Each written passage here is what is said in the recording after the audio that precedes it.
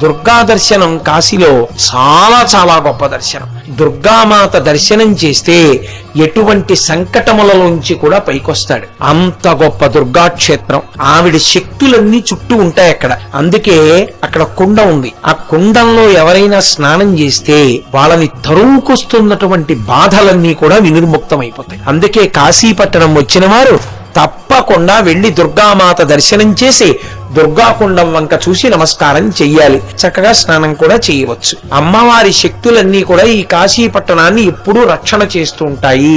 ఎవరైనా ఉద్ధతితో కూడుకున్న వారిని ఈ కాశీ పట్టణ ప్రవేశము చెయ్యలేకుండా ఆవిడ అవరోధములను కల్పిస్తుంది. ఎవరు ఆమె అనుగ్రహాన్ని పొందారో వాళ్ళ సంకటములన్నింటినీ తీసి అనుగ్రహిస్తుంది. పరమశివుడు జోక్యం చేసుకుని అమ్మవారితో అన్నాడు, ఈ రాక్షసుణ్ణి సంహరించు. శివుడే చంపేయచ్చుగా. శివుడు గజాసుర సంహారం చేసినట్టుగా చంపేస్తే మీరు వద్దన్నారా, నేను వద్దన్నారా? కానీ ఇక్కడ ఆయన చెయ్యడు. ఎందుకు చెయ్యడు అంటే ఎప్పుడెప్పుడు స్థితిని నిలబెట్టవలసి ఉంటుందో అప్పుడప్పుడు విష్ణు స్వరూపం జోక్యం చేసుకుంటాడు. విష్ణు స్వరూపం స్త్రీగా ఉందనుకోండి, నారాయణి పరమశివుని భార్య, ఆమెయే పుంస్వరూపంగా ఉందనుకోండి, నారాయణ. అందుకే ఇద్దరు అలంకార ప్రియత్వం. అందుకని శివుడు అమ్మవారికి చెప్పాడు, నువ్వు జోక్యం చేసుకుని ఆయనని సంహరించు. దుర్గుణ్ణి సంహరించింది. దుర్గామాత అన్న పేరుతో ఆవిడ కాశీ పట్టణంలో ఇక్కడే ఉండి ఎప్పుడు రక్ష చేస్తుంటుంది. ఇక ఆవిడ సాకారముగా వెలిసిన దేవాలయము, దుర్గా కుండము వేరొక కారణానికి వచ్చాయి. ఎర్రని తల్లి ఎర్రని చీర కట్టుకుని ఎర్రని ఆభరణాలతో గరుత్మంత వాహనం మీద ఆమె వైష్ణవీ శక్తిగా కనపడి దర్శనమిచ్చింది. ఆమె ఎలా కనపడింది అన్న దాన్ని బట్టి అది ఇస్తోంది అని గుర్తు. ఒకడికి శారదగా ఆవిడ కనపడింది అంటే వాణ్ణి జ్ఞానముతో అనుగ్రహిస్తోంది, వాగ్దేవిగా అనుగ్రహించింది, వాడికి సభల యందు ఎదురు లేదు అని గుర్తు. వైష్ణవిగా దర్శనమిచ్చింది, రాజ్యాధికారమును పొందుతాడని గుర్తు. ఇదే ప్రచోదయాత్. ఆ తల్లి కార్యమును ఘటింప చెయ్యడానికి ఏవేవి సమకూరాలో వాటిని సమకూరేటట్టు చేస్తుంది. సర్వదా సర్వదేశేషు పాతుత్వాం భువనేశ్వరి మహామాయా జగద్ధాత్రి సచ్చిదానంద రూపిణి. హరి ఓం. పరమేశ్వర స్వరూపమైన సభకి నమస్కారం. ఈనాడు మీతో కాశీపట్టణ దుర్గాదేవి వైభవం గురించి ప్రస్తావిస్తాను అని అన్నాను. దుర్గమ్మ తల్లి ఈ కాశికాపట్టణమునందు 2 కారణముల చేత ప్రధానంగా ఇక్కడికి వచ్చి ఉన్నది అని. అందులో ఒకటి రురుడు అని ఒక రాక్షసుడు.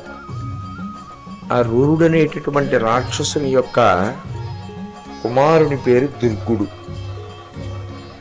ఆ రురుడు అనబడేటటువంటి రాక్షసుడు ఎటువంటి వాడో ఆయన కుమారుడైనటువంటి దుర్గుడు కూడా అటువంటి వాడే. దుందుడుకువాడు, బ్రహ్మగారి చేత వరములను పొందినటువంటి వాడు. రాక్షసత్వము అన్న మాటలో ఉండే లక్షణం అదే. వాళ్ళు తపస్సు చేస్తారు, ఈశ్వరానుగ్రహాన్ని పొందుతారు, ఈశ్వరుని యొక్క దివ్యమైనటువంటి దర్శనాన్ని కూడా పొందుతారు. కానీ ఆ పొందినటువంటి దర్శనాన్ని ఆత్మోన్నతి కొరకు అభ్యుదయ పథంలోకి వాడుకోరు. ఇహమనందు భోగములను అప్రతిహతంగా అనుభవించడానికి కావలసినటువంటి స్థితిని అపేక్షిస్తూ ఉంటారు. అందుకని భోగం అనుభవించాలి అంటే 2 ఉండాలి. ఒకటి భోగస్థానము వశము కావాలి. 2 భోగస్థానము వశము కావడంతో పాటుగా ఆ భోగమును అనుభవించడానికి శరీరానికి ఎనలేని శక్తి ఉండాలి. లేకపోతే ఇది శక్తిహీనమైందనుకోండి, ఏమనుభవిస్తాడు? అందుకని శరీరమునకు శక్తి, ఇది పడిపోకుండా ఉండేటటువంటి స్థితి, ఎడతెరిపి లేనటువంటి అనుభవము కొరకు భోగస్థానములు తన వశమై ఉండుట, ఈ 2టిని అపేక్షిస్తూ ఉంటారు. కాబట్టి రాక్షసుడు అంటే కలియుగానికి సంబంధించినంత వరకు రాక్షసత్వము అన్వయం ఎక్కడ దొరుకుతుందో చూసుకోవాలి. అందుకే కలిపురుషుని యొక్క ఉద్ధతి కలియుగంలో ఎలా ఉంటుంది అంటే, రాక్షసుడు అని వేరే శరీర నిర్మాణ వ్యవస్థతో కూడుకున్నవాడై మీరు మాంసనేత్రంతో చూడగానే గుర్తుపట్టడానికి వీలుగా ఉండడు. రాక్షసుడు మనుష్య శరీరమునందే ప్రవేశించి ఉంటాడు. కలియుగంలో అది లక్షణం. ఈ శరీరమునందే ఉన్నవాడైనప్పటికీ పైకి మనుష్యునిగా కనపడుతున్నప్పటికీ లోపల రాక్షసత్వముతో ఉంటాడు. లోపల రాక్షసత్వం అంటే ఎప్పుడూ ఇది అందంగా కనపడాలనేటటువంటి ప్రయత్నం. ఇది వికారమును పొందినా, దీనికి 60 ఏళ్ళో 70 ఏళ్ళో వచ్చినా ఆత్మవంచన సమాజ వంచన రెండూ చేసే ప్రయత్నం. తాను చాలా యువకుడిలా కనపడే ప్రయత్నం చేస్తుంటాడు. ఇప్పుడు ఏమైంది? తండ్రి అయ్యాడు, తండ్రిని ఒప్పుకోట్లా. తాత అయ్యాడు, తాతనయ్యానని ఒప్పుకోట్లా. మేనమామన అయ్యాడు, మేనమామనయ్యానని ఒప్పుకోట్లా. అలా నాకు 50 ఏళ్ళు దాటాయి, శరీరము వికారమును పొంది ఎటువంటి స్థితిలో ఈశ్వరుడు ఇప్పుడు దీనిని ఉంచాలనుకున్నాడో ఆ స్థితి ఎందే నేను నిలబడతాననగలిగినటువంటి ప్రజ్ఞ నశించి ఎప్పుడూ యవ్వనమునందుండేటటువంటి ప్రయత్నం చేస్తుంటాడు. అసలు వికారమును పొందిన శరీరాన్నే యవ్వనంలో ఉంచే ప్రయత్నం చేసిన వాడికి ఆ కోరికలు మనసులో లేవని మీరు ఎలా అనుకుంటున్నారు? ఖచ్చితంగా ఉండబట్టే పైకి ఆవేశం గడుతున్నాడు కదూ. లేకపోతే నిరిసిపోయిన గడ్డానికి రంగెందుకు? నిరిసిపోయిన జుత్తుకి రంగెందుకు? తలలు బోడులైన తలపులు బోడులా అన్నారు. అందుకే అదే రాక్షసత్వము అంటే. అంటే తలకి రంగేసుకోవడము అని నేను నిర్ధారించను, కానీ ఇంకా ఏదో భోగం అనుభవించాలనేటటువంటి తాపత్రయం. మారుతున్నటువంటి వయసుకి అనుగుణంగా లోపల మనసు కూడా పరిపక్వతని సంతరించుకోగలిగితే దాని వలన అభ్యున్నతి ఉంటుంది. కానీ రాక్షసత్వమునందు నిరంతరము భోగములను అనుభవించాలనేటటువంటి కోరిక. ఆ యుగంలో రాక్షసులు శరీర వ్యవస్థ చేత కూడా తెలిసేవారు. ఓ వీడిని చూడగానే రాక్షసుడని తెలుస్తాడు. అందుకని దుర్గుడు కూడా తెలియబడేవాడు, రూరుడు కూడా తెలియబడేవాడు. ఆయన బ్రహ్మగారి దగ్గర తపస్సు చేశాడు. నేను చచ్చిపోకూడదంటాడు. ఏమవుతుంది చచ్చిపోతే? నేను చచ్చిపోవడం అంటే అసలు నేనేదో అది చచ్చిపోదు. ఆత్మ అసలు నేను. అసలు నేనైన ఆత్మ చచ్చిపోకూడదు అని అడగవలసిన అవసరమే లేదు. ఎందుకంటే అది చనిపోదు, అది ఎప్పుడూ ఉంటుంది. అది నిత్యము, సత్యము. కాబట్టి అది చచ్చిపోకూడదు అని అడగక్కర్లేదు. అది నేను అని తెలుసుకుంటే చాలు. అది కేవలము జ్ఞానము చేత మాత్రమే సంభవం. ఇక నేను చచ్చిపోకూడదు అంటే రెండో కోరిక ఏదై ఉండాలి? శరీరము చచ్చిపోకూడదు అని. శరీరము చచ్చిపోకుండా ఎవరికీ సాధ్యం కాదు. శరీరం అనేటటువంటి దాని యందే ఆ స్థితి ఉంది. అది 6 వికారములను పొందుతూ ఉంటుంది. పుట్టినది, ఉన్నది, పెరిగినది, తరిగినది, మార్పు చెందినది, నశించినది. కాబట్టి ఇది నశించిపోతుంది ఒకనాడు. నశించిపోయే శరీరాన్ని పట్టుకుని నశించకూడదు అని కోరుకుంటే అదే అజ్ఞానం, అదే రాక్షసత్వం. పైగా అసలు పరమేశ్వరుడు గొప్ప దయాళు. ఈ శరీరంలోంచి జీవుడు విడిపోయే అనుగ్రహం ఇచ్చాడు. కానీ నిజంగా అందులో ఉండిపో, నాకేం అభ్యంతరం లేదు లేవయ్యా, ఉండు ఒక 180 ఏళ్ళు 200 ఏళ్ళు, నువ్వు ఎప్పుడు పిలిస్తే అప్పుడే తీసుకెళ్తానన్నాడు అనుకోండి, శరీరం మనకు వికారము పోదుగా. ఇది వగ్గైపోతుంది, ముడతలు పడిపోతుంది, లోపలికి పుచ్చుకోలేదు. పుచ్చుకుంటే జీర్ణం అవ్వదు, జీర్ణమైతే బయటికి వెళ్ళదు.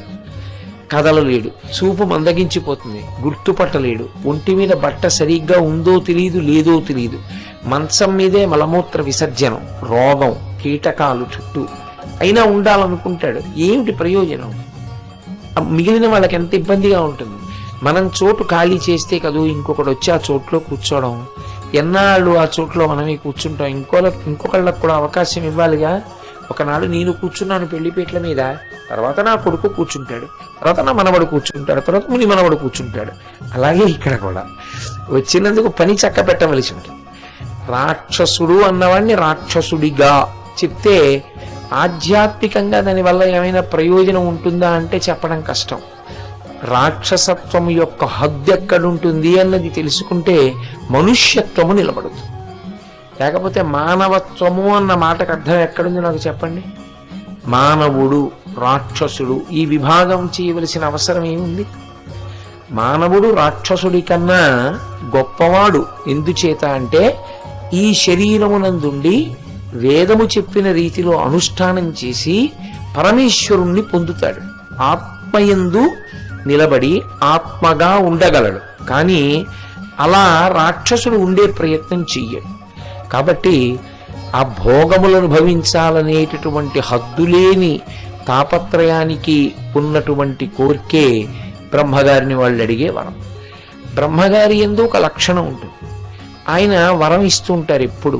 ఎందుకంటే అలా ఇవ్వడం, దానివల్ల చాలా ఇబ్బందులు వస్తాయి కదా, నేను ఇవ్వనంటే గొడవ వదిలిపోదా అంటే, బ్రహ్మగారి గురించి తపస్సు చేస్తే ఆయన ప్రత్యక్షమైతే ఆయన వరం ఇస్తారు.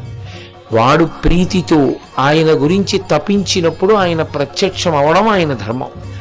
ప్రత్యక్షమైన తరువాత ఆయనకి వరం ఇవ్వడం కూడా ఆయన ధర్మం. అయితే లోకంలో చాలా చిత్రమైన విషయం ఏమిటంటే, ఆ బ్రహ్మమే బ్రహ్మగా, విష్ణువుగా, శివునిగా ఉంటుంది. ఉన్నప్పుడు మీరెప్పుడు చూడండి, పురాణాలని పరిశీలనం చేస్తే బ్రహ్మగారు వరాలు ఇచ్చుకుంటూ వెళ్ళిపోతాడు, శ్రీ మహావిష్ణువు సంహార ప్రక్రియ చేసుకుంటూ వెళ్ళిపోతాడు, ఆ రాక్షసుల్ని చంపుతూ ఉంటాడు. ఎందుకది బ్రహ్మగారు అలా వరాలు ఇవ్వడం అంటే, ఆయన సృష్టి చేసిన వాడు, ఇంటి పెద్ద. అందుకని బ్రహ్మగారు వరం ఇస్తే దాన్ని నిలబెడతారు విష్ణువు, దాన్ని నిలబెడతాడు శివుడు. అది సృష్టి చేసిన వాడు, పితామహుడు, అందుకని ఆయనకి ఆ గౌరవం ఇచ్చి నిలబెడతారు. అందుకని ఇప్పుడు బ్రహ్మగారు వరం ఇచ్చారు. దాంతో ఆయనకి ఎక్కడలేని శక్తి వచ్చింది. ఇప్పుడు ఆ శక్తిని సద్వినియోగం చెయ్యడు, లోకములనన్నిటినీ బాధ పెడుతున్నాడు. బాధ పెడుతుంటే పరమశివుడు జోక్యం చేసుకున్నాడు. ఇందులో మళ్ళీ తత్వతః మీరు కొన్ని విషయములను పరిశీలించవలసి ఉంటుంది. శివుడు లయకారుడు అని కదా మనం చెప్తాం. మామూలుగా త్రిమూర్తి విభాగం చెప్పినప్పుడు సృష్టికర్త, స్థితికర్త, ప్రళయకర్త అని 3 మాటలు చెప్తాం. చెప్పినప్పుడు స్థితికర్త ఎవరు? శ్రీ మహావిష్ణువు. కాబట్టి ధర్మాన్ని నిలబెట్టడానికి ఆయన రాక్షస సంహారం చేస్తుంటారు ఎప్పుడు. మరి శివుడు ఎందుకు జోక్యం చేసుకోవాలి అంటే, అది బ్రహ్మము యొక్క లక్షణం. ఎప్పుడూ శివుడు అంటే తన పని ఇదే, అంతకన్నా ఇంకొక పని నేను చెయ్యను అని గిరిగీసు కూర్చోడు. విష్ణువు నేనెప్పుడూ ఈ పని కన్నా నేను గిరిగీసు కూర్చోను అని ఆయన అనడు. అందుకే శివుడు జ్ఞానప్రదాత, విష్ణువు కూడా జ్ఞానప్రదాత. విష్ణువు శ్రీకృష్ణ భగవానుడిగా కృష్ణం వందే జగద్గురుం, ఆయన ఈ లోకానికి భగవద్గీతనిచ్చారు. శివుడు దక్షిణామూర్తిగా మౌన వ్యాఖ్య చేశారు. 2 గురుస్వరూపాలే. అసలు 4 ముఖాలతో వేదాలు చెప్తారు బ్రహ్మగారు. శివుడు రాక్షస సంహారం చేస్తారు, విష్ణువు రాక్షస సంహారం చేస్తారు. విష్ణువు జ్ఞానమిస్తారు, శివుడు జ్ఞానమిస్తారు. శివుడు లయకారకుడు, విష్ణువు లయకారకుడు. అసలు మీరు యథార్థంగా ఆలోచిస్తే బ్రహ్మమునందు మీరు గుణారోపణము చేసే అవకాశము ఉండదు. బ్రహ్మమునందు గుణములు ఉండవు, అదంతా నిర్గుణమే. అది గుణ ప్రకటనము దేని కొరకు చేస్తుంది అంటే, కేవలముగా లోకోన్నతి కొరకు, లోకరక్షణ కొరకు చేస్తుంటుంది. కాబట్టి ఇప్పుడు బ్రహ్మగారిచ్చినటువంటి వరాల్ని ఆసరా చేసుకుని ఆ దుర్గుడనేటటువంటి రాక్షసుడు లోకాల్ని బాధించడం ప్రారంభించాడు. ప్రారంభిస్తే పరమశివుడు జోక్యం చేసుకుని పరదేవతని పిలిచాడు. పిలిచి అమ్మవారితో అన్నాడు, ఇప్పుడు నువ్వు జోక్యం చేసుకుని ఈ రాక్షసుణ్ణి సంహరించు. ఇది ఒక విచిత్రమైన స్థితి. శివుడే చంపేయచ్చుగా, నిన్ననేగా చెప్పా గజాసుర సంహారం చేశాడని. ఇప్పుడు శివుడు గజాసుర సంహారం చేసినట్టుగా చంపేస్తే మీరు వద్దన్నారా, నేను వద్దన్నారా? కానీ ఇక్కడ ఆయన చెయ్యడు. ఎందుకు చెయ్యడు అంటే, ఎప్పుడెప్పుడు స్థితిని నిలబెట్టవలసి ఉంటుందో అప్పుడప్పుడు విష్ణు స్వరూపం జోక్యం చేసుకుంటాడు.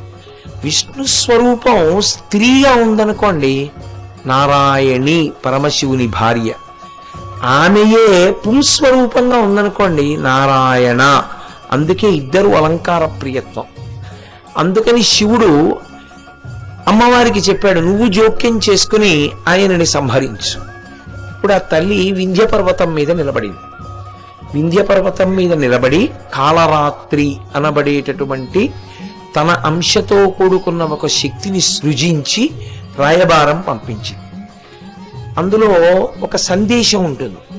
ఇప్పుడు చంపేయడం ఎందుకు? వాడి శక్తి సద్వినియోగం అయితే మార్పు వచ్చిందనుకోండి, అంత గొప్ప శక్తి సద్వినియోగం అయిందనుకోండి, అది లోకమునకు రక్షణ హేతు అవుతుంది.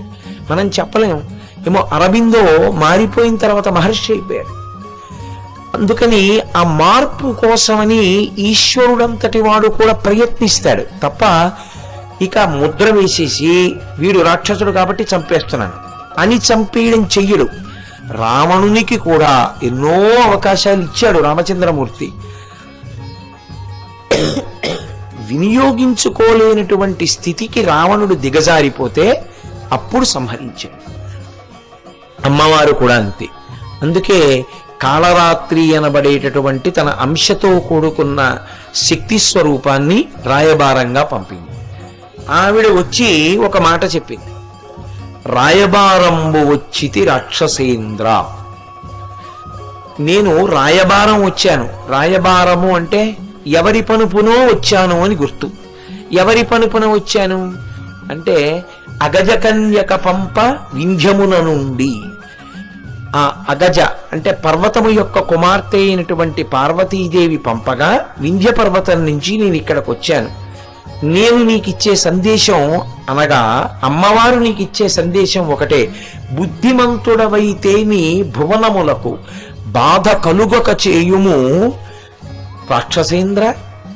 నీవు ఈ భువనములకన్నిటికీ కూడా బాధని కలిగించకు, భయాన్ని కలిగించు. నువ్వు ఉన్నది వేరొకరిని మంచి స్థితిలో నిలబెట్టడానికి. నీకు చాలా శక్తి ఉంది, వరములు పొందావు. వాటితోటి నువ్వు కూడా సంతోషంగా హాయిగా ఉంటూ 10 మందిని సంతోషంగా ఉంచు, తప్ప భువనములను పాడు చేయకు. ఇదే అమ్మవారి సందేశం. నీకు ఇది చెప్పడానికి వచ్చాను. ఇది ఎప్పుడు చేయగలవు? బుద్ధిమంతుడవైతే నీ బుద్ధి నువ్వు సక్రమంగా వినియోగించుకోగలిగితే. కాబట్టి బుద్ధిని సక్రమంగా వినియోగించుకుని భువనములకు కష్టము కలగకుండా ప్రవర్తించు. అసలు అప్పుడు కాదు ఇప్పుడు కాదు, సనాతన ధర్మంలో ఎప్పుడూ ఇంతే. అందుకే ఏది కూడా తనకి ఎంతవరకు అవసరమో ఆ అవసరాన్ని మించి వాడుకోకుండా ఉంటాడు.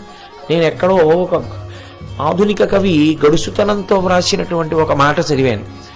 తనకి ఎంత ఖర్చు పెట్టుకోవాలో అంత ఖర్చు పెట్టుకోకుండా దాచినవాడు తనకి తాను ద్రోహం చేసుకున్నవాడు. తాను ఎంత ఖర్చు పెట్టుకోవాలో అంత ఖర్చు పెట్టుకోకుండా ఎక్కువ ఖర్చు పెట్టడం అలవాటైన వాడు భవిష్యత్ తరాలకి ద్రోహం చేసినవాడు. కాబట్టి ఈ సమతౌల్యం తెలియాలి అని రాశాడు ఆయన. నేను ఆయన వ్రాసిన మాటకి చాలా సంతోషించాను. ఎప్పుడూ కూడా శక్తి, మనలో ఈశ్వరుడిచ్చినటువంటి బుద్ధి శక్తి ఏ ఉన్నాయో అవి లోకరక్షణ కొరకు ఉపయోగపడాలి. ఇదే మన యందు శక్తిని ప్రవేశపెట్టినటువంటి అమ్మవారి యొక్క ఆదేశం, ఆవిడ యొక్క అభిలాష. ఇప్పుడు బుద్ధిమంతుడు అనుకోండి, ఆ ఒక్క మాట చాలా అర్థం చేసుకోవడానికి. సరే, నేను ఇక నుంచి అలా చెయ్యను, నేను జాగ్రత్తగా ఉంటాను. రాక్షసత్వం అన్న మాటకు అర్థం ఏమిటంటే అమ్మతనాన్ని చూడలేకపోవడం, భోగం అనుభవిస్తూ వెళ్ళడం రాక్షసత్వం కదా. నేను మీతో మనవి చేశాను, ఆ భోగానుభవమునందు ఏ విధమైనటువంటి హద్దు ఉండదు. అందుకని అతనికి ఆ వచ్చినటువంటి రాయబారి, అమ్మవారి పనుపున వచ్చినటువంటి తల్లి, ఆ కాళరాత్రి కూడా తన చేత అనుభవింపబడవలసినటువంటి వస్తువుగా కనపడింది. అందుకని ఆయన అన్నాడు, వంటయిలు కుందేలు సొచ్చె వనజనయన. ఎవరైనా కుందేలుని తెచ్చుకుని దాన్ని వధించి దాని మాంసం తీసి కూర వండుకుంటారు. నా అదృష్టం ఏమిటో తెలుసా, వంటింట్లోకి కుందేలు వచ్చింది. వంటయిలు సొచ్చె కుందేలు వనజనయన మెచ్చినారము విధిని నిన్ను పంపినప్పుడే.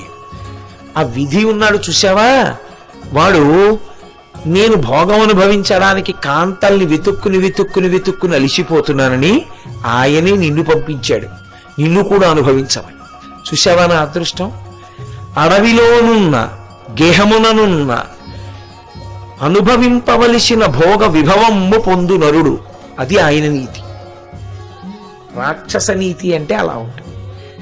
పురాణ కథని ఎప్పుడైనా వింటే ఏదో అది జరిగిపోయిన కథ అని మీరు విన్నారనుకోండి, దోషమేం లేదు. కానీ ఇప్పుడు జీవితాన్ని మార్చుకోవడానికి కావలసిన సందేశము మాత్రము లభ్యము కాదు. ఆవిడ సందేశం, నేనిచ్చిన శక్తిని సద్వినియోగం చేసుకో. ఆయన చెప్తున్న మాట, నేను నిన్ను అనుభవిస్తాను అంటే అతని రాక్షసత్వానికి ఇక హద్దు లేనటువంటి స్థితి అని తన చుట్టూ ఉన్న అనుచరులు అన్నాడు, ఈమెని పట్టుకోండి, పట్టుకుని లోపల పెట్టండి.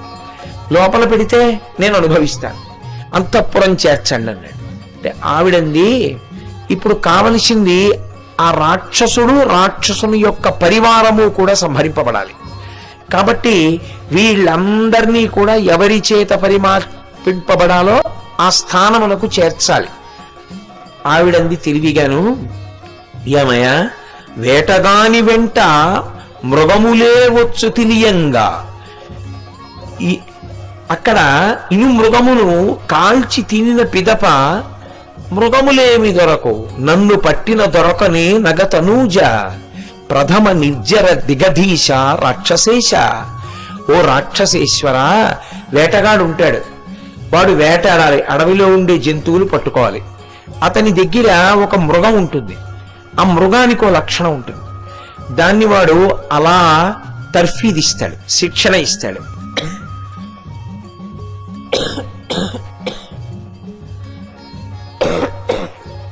ఆ మృగం ఏం చేస్తుందంటే, వేటగాడి పనుపున అడవిలోకి వెళ్ళి తన జాతి మృగాలు ఎక్కడున్నాయో ఆ మృగాలన్నిటినీ ఆకర్షిస్తుంది, ఆకర్షించి ఆ మృగాలన్నిటినీ తీసుకొస్తే వేటగాడు దాన్ని ఆధారం చేసుకుని మిగిలిన మృగాల్ని కొట్టేస్తాడు.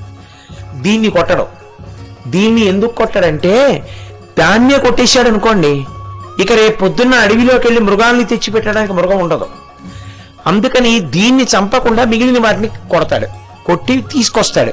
ఒకవేళ అవి ప్రాణములతో ఉన్నా వాటిని చంపేస్తాడు, వాటి తోలు ఒలిచేస్తాడు, వాటి మాంసం తినేస్తాడు, ఈ మృగాన్ని రక్షించుకుంటుంటాడు.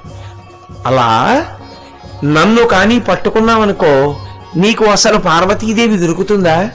నన్ను పట్టిన దొరకునే నగతనూజ, నన్ను పట్టుకుని అంతఃపురంలో పెట్టి బంధిస్తారంటావేంటి? నన్ను పట్టుకుంటే దొరకదు.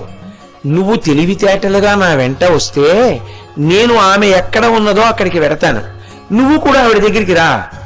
నీకు ధైర్యం ఉందా? పట్టగలిగినటువంటి వాడివా, శక్తి కలిగిన వాడివా, ఆవిడ్ని పట్టుకో. అంతేకాని దొరికినటువంటి మృగాన్ని, తన దగ్గర ఉన్న పెంపుడు మృగం, తనకి మృగాలు తెచ్చేటటువంటి మృగాన్ని వేటగాడు ఎలా చంపడో, ఆ మృగాన్ని చంపేస్తే మిగిలిన మృగాలు ఎలా దొరకవో, అలా నువ్వు నన్ను చంపకూడదు, నువ్వు నన్ను అంతఃపురంలో బంధించకూడదు, నువ్వు నన్ను విడిచిపెట్టాను అంటే రాక్షసుల ఉద్ధతి. వాళ్ళన్నారు, అలాగే ఎక్కడుంది ఆవిడ చూపించని, ఆవిడ చేతులు పట్టుకోపోయారు. ఆవిడ వెంటనే చేతులు విదల్చుకుని నోరు తెరిచి పెద్ద పూత్కారము చేసింది, అందులోంచి అగ్నిహోత్ర రవములు పడ్డాయి. సరే, ఆవిడ ఆకాశ మార్గాన వెళ్ళిపోతోంది. రాక్షసులందరూ ఆవిడ వెంట పడ్డారు. ఆవిడ వెళ్ళి తిన్నగా వింధ్యాద్రి మీద దిగింది. అక్కడ పార్వతీదేవి ఉంది, రాక్షస సంహారం కోసం ఎదురు చూస్తోంది. మొత్తం కట్టకట్టుకుని వస్తే ఒక్కసారి చంపించాలి. వీళ్ళందరూ వెళ్ళారు. అమ్మవారు వెంటనే తన యొక్క శక్తులన్నింటినీ ఆవిర్భవింపచేసింది. ఇప్పుడు అమ్మవారికి రాక్షసులకి పెద్ద యుద్ధం జరిగింది. అది ఏదో శూలం వేస్తే శూలం వేశారు, ముద్గరం వేస్తే ముద్గరం వేశారు, కత్తితో కొట్టారు, వాళ్ళ చేతిలో వీళ్ళు చచ్చిపోయారు. అది కథాక్రమంలో జరుగుతుంది. కానీ ఒకసారి రాక్షస సంహారం చెయ్యాలి అని ఆవిడ నిర్ణయం చేసుకున్న తర్వాత ఆవిడ చేతిలో మడిసి తీరుతారు రాక్షసులు. అందుకే దుర్గుడు కూడా ఆవిడ చేతిలో మరణించాడు. దుర్గుడు కూడా ఆవిడ చేతిలో మరణించిన తరువాత దుర్గుణ్ణి సంహారం చేసిన తల్లి కనుక ఆవిడికి దుర్గా అని పేరు వచ్చింది. అప్పుడు దుర్గా అన్న పేరుతో కాశీపట్టణంలోనే ఆ దుర్గుడు నానా హడావిడి చేస్తుంటే ఆవిడ ఇక్కడికే రాయబారం పంపి దుర్గుణ్ణి సంహరించింది. దుర్గామాత అన్న పేరుతో ఆవిడ కాశీపట్టణంలో ఇక్కడే ఉండి ఎప్పుడు రక్ష చేస్తుంటుంది. ఇక ఆవిడ సాకారముగా వెలిసిన దేవాలయము, దుర్గా కుండము వేరొక కారణానికి వచ్చాయి. ఒకానొకప్పుడు అయోధ్యా నగరాన్ని ధ్రువసంధి అనే రాజు పరిపాలిస్తుండేవాడు. ఆ ధ్రువసంధికి ఇద్దరు భార్యలు. పెద్ద భార్య పేరు మనోరమ, చిన్న భార్య పేరు లీలావతి. ఇద్దరూ మంచివాళ్లే, ఎవరు అతిశయం ఉన్నవాళ్ళు కారు. చాలా మంచి భార్యలు, సంతోషంగా ఉన్నాడు. అలా ఉన్న ధ్రువసంధికి పెద్ద భార్య మనోరమ యందు ఒక కుమారుడు కలిగాడు. ఆయన పేరు సుదర్శనుడు. మహోత్సాహవంతుడు కాడు, కానీ చాలా మంచివాడు, నెమ్మదస్తుడు. రెండవ భార్య అయిన లీలావతికి ఒక కుమారుడు జన్మించాడు. ఆయన పరమోత్సాహవంతుడు, వాక్చాతుర్యం ఉన్నవాడు. అందరినీ ఆకట్టుకునే లక్షణం ఉన్నవాడు. ఆయన పేరు శత్రుజిత్. ఈ మనోరమ తండ్రి, పెద్ద భార్య తండ్రి పేరు శూరసేనుడు. ఆయన కళింగ దేశాన్ని పరిపాలిస్తున్నాడు. రెండవ భార్య లీలావతి యొక్క తండ్రి పేరు యుధాజిత్. ఆయన ఉజ్జయిని రాజ్యాన్ని పరిపాలిస్తున్నాడు. సంతోషంగా గడిచిపోతోంది. ఒకనాడు వేటకి బయలుదేరాడు రాజు. బయలుదేరి ధ్రువసంధి వేటాడుతున్నాడు. అకస్మాత్తుగా ఎక్కడో పొదలలో నక్కి ఉన్నటువంటి ఒక సింహం జూలు విదల్చి రాజు మీదకి దూకింది. రాజు దాన్ని ఖడ్గప్రహారం చేసి దాని యొక్క శరీరం పడిపోయేటట్టుగా తెగ నరికాడు. అది పడిపోతూ దూకుతున్నప్పుడు తన పంజాతో రాజుని కొట్టింది. ఏకకాలంలో రాజు మరణించాడు, సింహము మరణించింది. ఇద్దరూ చనిపోయారు. ఇప్పుడు రాజ్యానికి యువరాజు కావాలి. యువరాజేమి రాజే కావాలి. అప్పటికి యవరాజ్య పట్టాభిషేకం జరగలేదు. కాబట్టి ఇప్పుడు పెద్ద భార్య కుమారుడైనటువంటి ఆ సుదర్శనునికి రాజ్యం దక్కాలి. యథార్థంగా మంత్రులు ఆయనకి పట్టాభిషేకం చేద్దాం అనుకున్నారు. రాజులలో ఎప్పుడూ ఈ గొడవలు ఉంటాయి రాజ్యాల కోసం. ఎందుకైనా మంచిది తన కుమార్తె యొక్క కొడుక్కి రాజ్యం దక్కుతుందో దక్కదో దక్కడానికి వీలుగా పరిస్థితుల్ని చక్క పెడదామని ఇది తెలుసుకున్నటువంటి ఆ మనోరమ పెద్ద భార్య యొక్క తండ్రి గారైనటువంటి శూరసేనుడు కళింగ దేశం నుంచి సైన్యంతో వచ్చాడు. అలాగే ఉజ్జయిని రాజ్యం నుంచి యుధాజిత్ కూడా తన సైన్యమంతటినీ తీసుకుని ఆ రెండవ భార్య అయిన లీలావతి కుమారుడైనటువంటి శత్రుజిత్తుని రాజుని చెయ్యాలని ఆయన వచ్చాడు. రాజుగారు చచ్చిపోయి ఇంకా 3 రోజులు అవ్వలేదు. ఎవరిని రాజుని చెయ్యాలి? పెద్ద వాదులాట బయలుదేరింది. ఈలోగా రాజు లేని రాజ్యం కదా, కబళించి ఐశ్వర్యాన్నంతటినీ కూడా దొంగిలిద్దామని చుట్టుపక్కల నుంచి రకరకాలైనటువంటి వ్యక్తులందరూ కూడా రాజ్యంలోకి చొరబడ్డారు. మంత్రులు అన్నారు, పెద్ద భార్య యొక్క కుమారుడు కనుక శాస్త్రాన్ని అనుసరించి మేము సుదర్శనుడికి పట్టాభిషేకం చేస్తాం. వెంటనే రెండవ భార్య కుమారుడైనటువంటి ఆ శత్రుజిత్తు యొక్క తాతగారు అంటే లీలావతి తండ్రి యుధాజిత్ అన్నాడు, పెద్ద కుమార్తె యొక్క కొడుకు కావచ్చు, పెద్ద భార్య కొడుకు కావచ్చు, కానీ నా మనవడు తెలివైనవాడు, మంచి వాక్చాతుర్యం ఉన్నవాడు, ఉత్సాహవంతుడు, వీడు రాజు కావాలి తప్ప అతను రాజు కావడానికి వీల్లేదన్నాడు. వెంటనే మనోరమ యొక్క తండ్రి గారు అంటే సుదర్శనుని యొక్క తాతగారు శూరసేనుడు అన్నాడు, ధర్మ ప్రకారం నా మనవడే రాజ్యానికి అధిపతి, పైగా అతని ఎందు దుర్గుణములు లేవు, చాలా సాత్వికుడు, నెమ్మదస్తుడు, అంత మాత్రం చేత వచ్చే ఇబ్బంది లేదు, కాబట్టి అతనికే రాజ్యం ఇవ్వాలన్నాడు ఆయన. వీల్లేదన్నారు. ఇద్దరు యుద్ధం మొదలుపెట్టారు. ఓ పక్క చచ్చిపోయిన రాజుగారు చచ్చిపోయాడు, ఆ గొడవలా ఉంది. రాజ్యం కోసం భార్యల తండ్రులు మొదలుపెట్టారు యుద్ధం. బ్రహ్మాండమైన యుద్ధం జరుగుతోంది. ఆ యుద్ధంలో పెద్ద భార్య అయిన మనోరమ యొక్క తండ్రి గారైనటువంటి ఆ మహానుభావుడు శూరసేనుణ్ణి రెండవ భార్య అయినటువంటి లీలావతి యొక్క తండ్రి గారైనటువంటి యుధాజిత్ సంహరించాడు. ఆయన చనిపోయాడు. ఇప్పుడు పాపం ఆ మనోరమ దిక్కులేందైపోయింది. కొడుకుని తీసుకుని విదల్లుడు అంటే నపుంసకుడు, సైరంధ్రి, ఆయన్ని పిలిచి మనం ఇక్కడి నుంచి బయలుదేరి ఎక్కడికైనా వెళ్ళిపోవాలి, లేకపోతే వంశాంకురం వీణ్ణి కూడా చంపేస్తారు, శత్రుశేషం ఉంచారు, కాబట్టి మనం వెళ్ళిపోదాం, ఎక్కడికి వెడదామని అడిగింది. అంటే ఆయన అన్నాడు, నాకు కాశీనగరాన్ని పరిపాలిస్తున్న రాజు సుబాహువు అని ఉన్నాడు, ఆయన నాకు మేనమామ అవుతాడు వరుసకి, ఆయన చాలా ధర్మాత్ముడు, కాబట్టి మనం అక్కడికి వెళ్ళిపోదాం పదండి అని. సరే అక్కడికి బయలుదేరారు. ఈవిడ అనుమానపడింది, ఇప్పుడు నేను కనీసం లీలావతి దగ్గరికి వెళ్ళి చెప్తే మంచిదే, ఆవిడ చాలా మంచిది, కానీ ఏమో రాజ్యం మీద ఉండేటటువంటి మమకారం ఎలా ఎటువైపుకి దారి తీస్తుందో తెలియదు. లీలావతి మంచిదైనా ఆమె తండ్రి యుధాజిత్ నేను కాశీ వెళ్ళిపోతున్నానని తెలుసుకుని మార్గమధ్యంలో నన్ను కొడుకుని చంపేయచ్చు అని ఆవిడ ఒక మాట అంటుంది. అభక్షభక్షణం లోభ అగమ్య గమనం తథా కరోతి కిల తృష్ణార్తో ధర్మత్యాగం తథా పునః. ధర్మత్యాగం అంటే ధర్మమును విడిచిపెట్టేస్తాడు మనిషి. ఎందుకు విడిచిపెట్టేస్తాడంటే కరోతి కిల తృష్ణార్తో. తృష్ణ అంటే ఆరేటటువంటిది కాదు, అది మిమ్మల్ని వశం చేసుకుంది అని గుర్తు. అపారమైనటువంటి కోరిక బలము చేత వశమైన వాడెవరున్నాడో వాడు తృష్ణార్తుడు. తృష్ణ పట్టుకుందనుకోండి, మనిషిని తృణం కింద మారుస్తుంది, మార్చి గిర్ర గిర్ర గిర్ర గిర్ర తిప్పుతుంటుంది. వాడికి అందులోంచి పైకి రాలేడు, చాలా కష్టం. అటువంటి తృష్ణకి వశమైపోయిన వాడెవరున్నాడో వాడు అభక్ష్యభక్షణం లోభ, వాడు తినకూడనివన్నీ కూడా తింటాడు. అగమ్య గమనం తథా, వెళ్ళకూడని చోట్లన్నింటికి కూడా వెళ్ళిపోతాడు. ఎందుకని అంటే ఇప్పుడు వాడికి ధర్మం లేదు, వాడి కోరిక తీరాలంతే. వాడంత తృష్ణతో ఉన్నాడు. రాజ్యతృష్ణతో ఉన్నటువంటి నా సవతి తండ్రి ఇప్పుడు ధర్మమును చూడడు, కాబట్టి నన్ను నా చిన్నివాడైన కొడుకుని కూడా చంపేస్తాడు. అందుకని ఇప్పుడు చెప్పను అని ఆమె దగ్గరికి వెళ్ళి, నా తండ్రి చచ్చిపోయాడు, యుద్ధ భూమికి వెళ్ళి నా తండ్రిని చూసొస్తానని ఆ విదల్లుణ్ణి తీసుకుని ఆ యుద్ధ భూమికి వెళ్ళి తండ్రి శవం మీద పడి ఏడ్చి అక్కడి నుంచి బయలుదేరి ఈ నపుంసకుడితో కలిసి కొడుకుని తీసుకుని కాశీపట్టణానికి బయలుదేరింది. దురదృష్టం వెంటాడితే అలా ఇలా ఉండదు. మార్గమధ్యంలో ఆవిడ్ని దొంగలు దోచుకున్నాడు. ఒంటి మీద కనీసం ఒక్క నగ కూడా లేదు.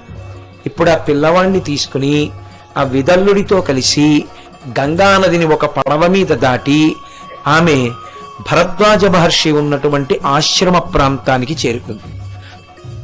ఆవిడ అదృష్టం ఏమైనా కలిసి వస్తే అక్కడే కలిసి వచ్చింది. ఇప్పుడు ఆమె భరద్వాజుడి ఆశ్రమానికి చేరుకుని ఆయనతో ఒక మాట, అంటే ఎవరి దగ్గర ఎప్పుడు ఎలా మాట్లాడాలి అన్నది తెలిసి ఉండాలి. అందరి దగ్గర ఒక గాట కట్టి మాట్లాడడం అసహ్యంగా ఉంటుంది. ఎందుచేత అంటే మీతో నేను ఒక్క మాట మనవి చేస్తాను, అందరితో దగ్గర కన్నా చాలా చాలా జాగ్రత్తగా ఎవరితో ఉండాలో తెలుసా అండి? చాలా జాగ్రత్తగా ఉండవలసింది మహాత్ములతోటి, ప్రత్యేకించి గురువుతోటి. ఎందుకో తెలుసా? మీకు బాగా చనువుగా ఉన్నారనుకుని గురువు గారి దగ్గర కానీ కొంచెం తొందరపడి ఎక్కువ మాట్లాడడం జరిగిందనుకోండి, అందులో ఏ తేడా పాడా వచ్చినా శాశ్వతంగా దూరం అవుతారు. అదొక్కటడ్డు పెట్టి సంస్కారమునకు చెందినవాడు కాడని దూరం చేస్తారు. అందుకే అందరికన్నా గురువు దగ్గరికి వెళ్ళేటప్పుడే చాలా జాగ్రత్తగా వెళ్ళాలి. గురువు దగ్గర మాట్లాడేటప్పుడు చాలా జాగ్రత్తగా మాట్లాడాలి. 1కి 10 మాటలు మనసులో సిద్ధమై వెళ్ళాలి. ఆయన చెప్పేదే ఎక్కువ వినాలి. మనం తక్కువగా మాట్లాడటమే మంచిది. ఎందుకంటే సంస్కార బలం రీత్యా చెప్తూ ఇది చెప్పడం ఎందుకు అనిపిస్తుంది. గురువు దగ్గర కూడా యథార్థం. నేను మీతో యథార్థం మనవి చేస్తాను, ఇప్పుడు ఇది ఎందుకు లేదు చెప్పడం ఈయనకి అనిపిస్తుంది. గురువు దగ్గర దాపరికం పెట్టిన పాపం ఖాతాలో పడుతుంది. గురువుకి తెలియదని మీరు అనుకోకండి, ఆయన తెలుసుకోగలడు. తెలుసుకోవాలనుకుంటే తెలిసిపోతుంది, కానీ ఆయనకి తెలుసుకునే ప్రయత్నం ఆ అవసరం ఉండదు. నాకెందుకని ఊరుకుంటాడంతే. అందుకే గురువు దగ్గరికి వెళ్ళేటప్పుడు చాలా జాగ్రత్తగా పెడతారు. మీరు ఎప్పుడైనా కావ్యాలు పురాణాలు చూడండి, మహర్షుల దగ్గరికి వెడతారు రాజులు వేటకి వెళ్ళి. అప్పుడు ఏం చేస్తారంటే మొత్తం సైన్యాన్ని వదిలిపెట్టేస్తారు. చాలా బుద్ధిమంతులైనటువంటి మంత్రులతో కలిసి తాము ఒక్కరే వెడతారు. వెళ్ళి కూర్చుని పరమ మర్యాదతో మాట్లాడి వస్తారు. మీరు అందుకే ఎప్పుడైనా కావ్యాలు పురాణాలు పరిశీలించండి, వెళ్ళగానే ముందు మాట్లాడేది అంటే వాళ్ళని పిలిచేటప్పుడు ఒక సంబోధన చేస్తారు. ప్రత్యేకించి మీరు రామాయణంలో చూడాలి, గురువు గారు అని పిలవరసలు. గురువు గారి దగ్గరికి వెళ్ళిన రాజు ఏమని సంబోధిస్తాడో తెలుసా? హే భగవన్ అంటాడు. అది విచిత్రం. హే భగవన్ అన్న మాటకు అర్థం ఏంటంటే ఈ సమస్తము మీది, కాబట్టి నాదన్నది లేదు. భగవానుడు ఈ సమస్తమును పొంది ఉన్నాడు, ఆయన సృజించి ఉన్నాడు, ఆయన నాకిచ్చి ఉన్నాడు, నేను అనుభవిస్తే సంతోషిస్తున్నాడు. హే భగవన్ అంటే ఓ గురువా, గురుస్వరూపంలో ఉన్న పరమేశ్వరుడా, ఇదంతా నీది, నీదైనది మాకిచ్చి మేము ఆనందిస్తే నువ్వు ఆనందిస్తున్నావు. నీ తపోబలం నీ ఆశీర్వచనం లేని నాడు నాకు ఇన్ని లేవు. కాబట్టి మీది ఇది అని చెప్పడానికి ఎప్పుడు మొట్టమొదటి సంబోధనలో హే భగవన్ అంటారు. మీరు రామాయణాన్ని చూడండి ఎప్పుడైనా. శ్రీరామాయణం బాగా చదివితే ఎన్ని విషయాలు మీకు అర్థమవుతాయో. హే భగవన్ అని మీరు మొదలు పెట్టారనుకోండి, అసలు మీరు అబద్ధం ఆడలేరు, ఇంకా కుదరదు. ఎందుకో తెలుసా? హే భగవన్ అన్నారనుకోండి, ఏమిరా నువ్వు ఈ మధ్య ఏమైనా దాచావా అని గురువుగారు అడిగారు అనుకోండి, మీరు వెంటనే చెప్పేస్తారు అది గురువుగారిది, మీది కాదుగా. హే భగవన్ అన్నప్పుడు అబద్ధమాడే అవసరం ఉండదు. గురువు దగ్గర ఎలా ఉండాలో అలాగే ఉండాలి, అలాగే మాట్లాడాలి. నేను గొప్పగా చెప్తున్నాను అనుకోకండి. నేను చాలా చాలా తక్కువగా వెళ్ళే ఇల్లు ఒక్కటే, మా గురువుగారి ఇల్లే. నేను ఎప్పుడు వెళ్ళను మా గురువుగారి దగ్గరికి. నేను మా గురువుగారి దగ్గరికి వెళ్ళాలి అంటే చాలా పెద్ద ప్రయత్నం అది. 2 రోజులు తర్ఫీరు చేసుకుంటాను మనసులో. ఆయన నిన్ను అడిగితే ఇది అడిగితే ఏం చెప్తావు, ఇది చెప్తే ఏం చెప్తావు అని 10 మాటలు ప్రశ్న జవాబు వేసుకుని నేను కాశీ వచ్చేటప్పుడు కూడా గురువుగారి ఆశీర్వచనం కోసమని వెళ్ళాను. గురువుగారు మీ చేత్తో నాకు ఒక పుస్తకం ఇవ్వండి, అది నాకు శ్రీరామ రక్ష అని గురువుగారి దగ్గరికి వెళ్ళాను. వెళ్ళినప్పుడు ఎంతో జాగ్రత్తగా, బాగా చీకటి పడిపోతుంది, నిజానికి ఆ రోడ్లో రావడం కష్టం, అయినా గురువుగారు సంతోషంతో ఏవేవో చెప్తున్నారు, అలాగే కూర్చున్నారు. రాత్రి ఎప్పుడో గురువుగారు విడిచిపెట్టారు, ఆయన బయటకు వచ్చారు. అప్పుడు నేను బయటకు వచ్చి మోటార్ సైకిల్ స్టార్ట్ చేసుకుని ఇంటికి వెళ్ళిపోయాను. గురువు దగ్గరికి వెళ్ళేటప్పుడు అది 10 మాటలు గురువుగారి దర్శనం చేశాము అని అనుకునే కన్నా నేను మీతో యథార్థమైన మాట చెప్తున్నాను. గురువుకి గుండెల్లో గుడి కట్టాలి. గురువు దగ్గరికి వెడితే భగవంతుడు సాక్షాత్తు కూర్చునున్నాడు కరచరణములతో. మీరు ఒక్కటే గుర్తుపెట్టుకోండి, గురువు సమర్థుడా కాదా దాంతో సంబంధం ఉండదు, మీ గురి ఎంత దానితో సంబంధం. గురువు శక్తి మిమ్మల్ని ఉద్ధరిస్తుందని మీరు ఎప్పుడు అనుకోకండి. మీకు విశ్వాసం లేనప్పుడు మీ గురువు ఎంత శక్తివంతుడైనా మిమ్మల్ని కాపాడలేడు. విశ్వాసం ఉండాలి. గురువు అంటే గురువు అంటే బరువు, మీకన్నా ఆయన అధికుడు, మీరు లఘువు, నేను చిన్నవాణ్ణి. ఆ విశ్వాసం మీకుందనుకోండి, నేను మీకు నిజం చెప్తున్నాను, ఎప్పుడూ మీకు గురువు యొక్క అనుగ్రహం ఈశ్వర స్వరూపంగా ప్రసరిస్తూ ఉంటుంది. అంగరక్ష కట్టబడి ఉంటారు మీరు. గురువుని అలా చూడడం మాత్రం రావాలి. గురుపాదములు ఫోటో తీసి పెట్టేసుకుంటే ఎలా ఉంటాయో అలా మీ మనసులో ముద్ర పడిపోయి ఉండాలి. అందుకే గురుపాదములను స్మరించడంలో వైక్లభ్యం లేని స్థితికి పరాకాష్ట ఎక్కడ అంటే, నిద్ర లేచి లేవగానే భూమి మీద పడితే గురువుగారి పాదాలు కనపడాలి. ఇప్పటికీ నేను మా గురువుగారి అనుగ్రహమే, నిద్ర లేచి లేవగానే నేల మీద పడి నమస్కారం చేస్తే మా గురువుగారు బ్రహ్మశ్రీ మల్లంపల్లి అమరేశ్వర ప్రసాద్ గారు, వారి భార్య గారు, మా గురుపత్ని గారు, ఇద్దరి పాదములు నా ముందు చూసుకుంటాను. నా గురువు, నా గురుపత్ని, నా తల్లి ఇద్దరు వచ్చి నా ముందు నించున్నారని ముందు వారి పాదములకు నమస్కరించి లేచి మొహం కడుక్కోవడానికి వెడతాను. అంటే నేను ఇది గొప్పగా చెప్తున్నానని మీరు అనుకోవద్దు. నేను ఎందుకు చెప్తున్నానంటే, మా గురువు గారు తరచూ నాతో అంటుంటారు, ఏమిట్రా నాయనా నీకింత విశ్వాసం నా మీద అంటారు. నాకైతే పరమ విశ్వాసం, ఇంకంతా ఇంత కాదు, అచంచల విశ్వాసం. నిరంతరము నేను నా గురువు చేత రక్షింపబడుతున్నాను. ఇంకందులో నాకు వడ్ల గింజంత సందేహం లేదు. పరమ నమ్మకం నాకు. మా గురువు గారు ఉన్నారు, నేను ఎక్కడ ఉండనివ్వండి, నా గురువు ద్వారా నాకు రక్షణ కట్టబడుతూ ఉంటుంది, నాకు రక్షణ ప్రసరిస్తూ ఉంటుంది అని నా నమ్మకం. ఆ విశ్వాసము లేనినాడు గురుత్వము మీకేం ఉపకారం చేయదు. నోటితో గురువు గారు అని పిలవడం వల్ల వచ్చే ఉపయోగం ఏమి ఉండదు. విశ్వాసమే ప్రాతిపదిక. విశ్వాసమును పెంచుకోవాలి. ఆ విశ్వాసమున్న నాడు ఎప్పుడు మాట్లాడినా ఏముంటుందో తెలుసా అండి? అవతల వారి గొప్పతనం ఉంటుంది, మీ యొక్క చిన్నతనం ఉంటుంది. మీరు ఆయన దగ్గర నుంచి ఎంత పొందాలో ఆవిష్కరిస్తారు తప్పించి నేను ఇంత అధికుణ్ణి, పూర్వాశ్రమంలో కానివ్వండి ఇప్పుడు కానివ్వండి, ఎప్పుడైనా కూడా అది ఉండదు. మీరు చూడండి, ఏదో ఒక విభూతి అంటుకుని ఉంటుంది మనిషికి. అది చాలా సహజమైన విషయం. అదే పునర్జన్మ హేతు అవడానికి కారణం అక్కడే ఉంటుంది. ఏది బాగా అంటుకుని ఉండిపోయిందో అది మీరు దాద్దామన్నా దాగద, మాటలలో బయటికి కక్కేస్తుంది. జీర్ణం కాని పదార్థాన్ని కడుపు ఎలా పెట్టుకోలేదో మీకు జీర్ణం కాకుండా అంటించుకున్న వినయం మిమ్మల్ని అంటుకోదు. మీ సహజతత్వం మీలోంచి కక్కేస్తారు ఎప్పుడో. నేను పండితుణ్ణి అన్న ఒక అహంకారం ఉన్నవాడు గురువుగారి దగ్గరికి వెళ్ళాడు అనుకోండి, ఒక పండితుడిలా మాట్లాడతాడు గురువుగారి దగ్గర. గురువుగారికి అర్థం అవుతుంది, ఓ వీడు నా దగ్గర వినడానికి వచ్చిన వాడు కాడు, నా నుండి పొందాలనుకున్నవాడు కాడు, తనకున్న పాండితీ ప్రకర్ష నాకు చూపించాలని వచ్చినవాడు. పరమాచార్య స్వామి వారంతటి వారికి ఇలాంటి సందర్భాలు ఎదురయ్యి. సాక్షాత్ శారద మహానుభావుడు పరమాచార్య స్వామి అంటే, నడిచి వెళ్ళిన కామాక్షి, భూత భవిష్యత్ వర్తమాన కాలములను లెక్క కట్టారైన. అటువంటి మహాపురుషుడికి కూడా తప్పలేదు. ఆయన దగ్గరికి వచ్చి పాండితీ ప్రకర్ష చేసే ప్రయత్నాలు చేస్తే ఉత్తర క్షణంలో ఆయన పట్టుకున్నాడు. పట్టుకుంటే తల గిర్ర గిర్ర గిర్ర గిర్ర గిర్ర తిరిగి ఆయన పాదముల మీద పడిపోయిన సందర్భములు ఎన్నో. ఇప్పుడు నేను మీకు అవన్నీ చూపించడం ఎందుకు అని నేను చూపించట్లేదు. శృంగగిరి పీఠాధిపతులకు అటువంటి అనుభవాలు ఎన్నో.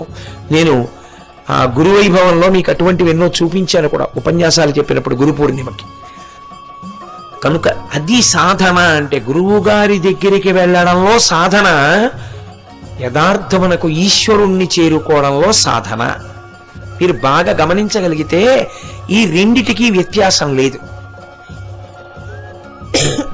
ఉంది అనుకున్నవాడు ప్రయోజనాన్ని పొందలేడు, అది కుదరదు. ఎందుకో తెలుసా? అందుకే శంకరాచార్యుల వారి జీవితంలో అద్భుత ఘట్టం ఏది అంటే, ఆయనకి గొప్పతనం కాదు, పేరే మారిపోయింది శిష్యుడికి. శిష్యుడు నదికి ఆవలి ఒడ్డునున్నాడు, శంకరులు ఈ ఒడ్డునున్నారు.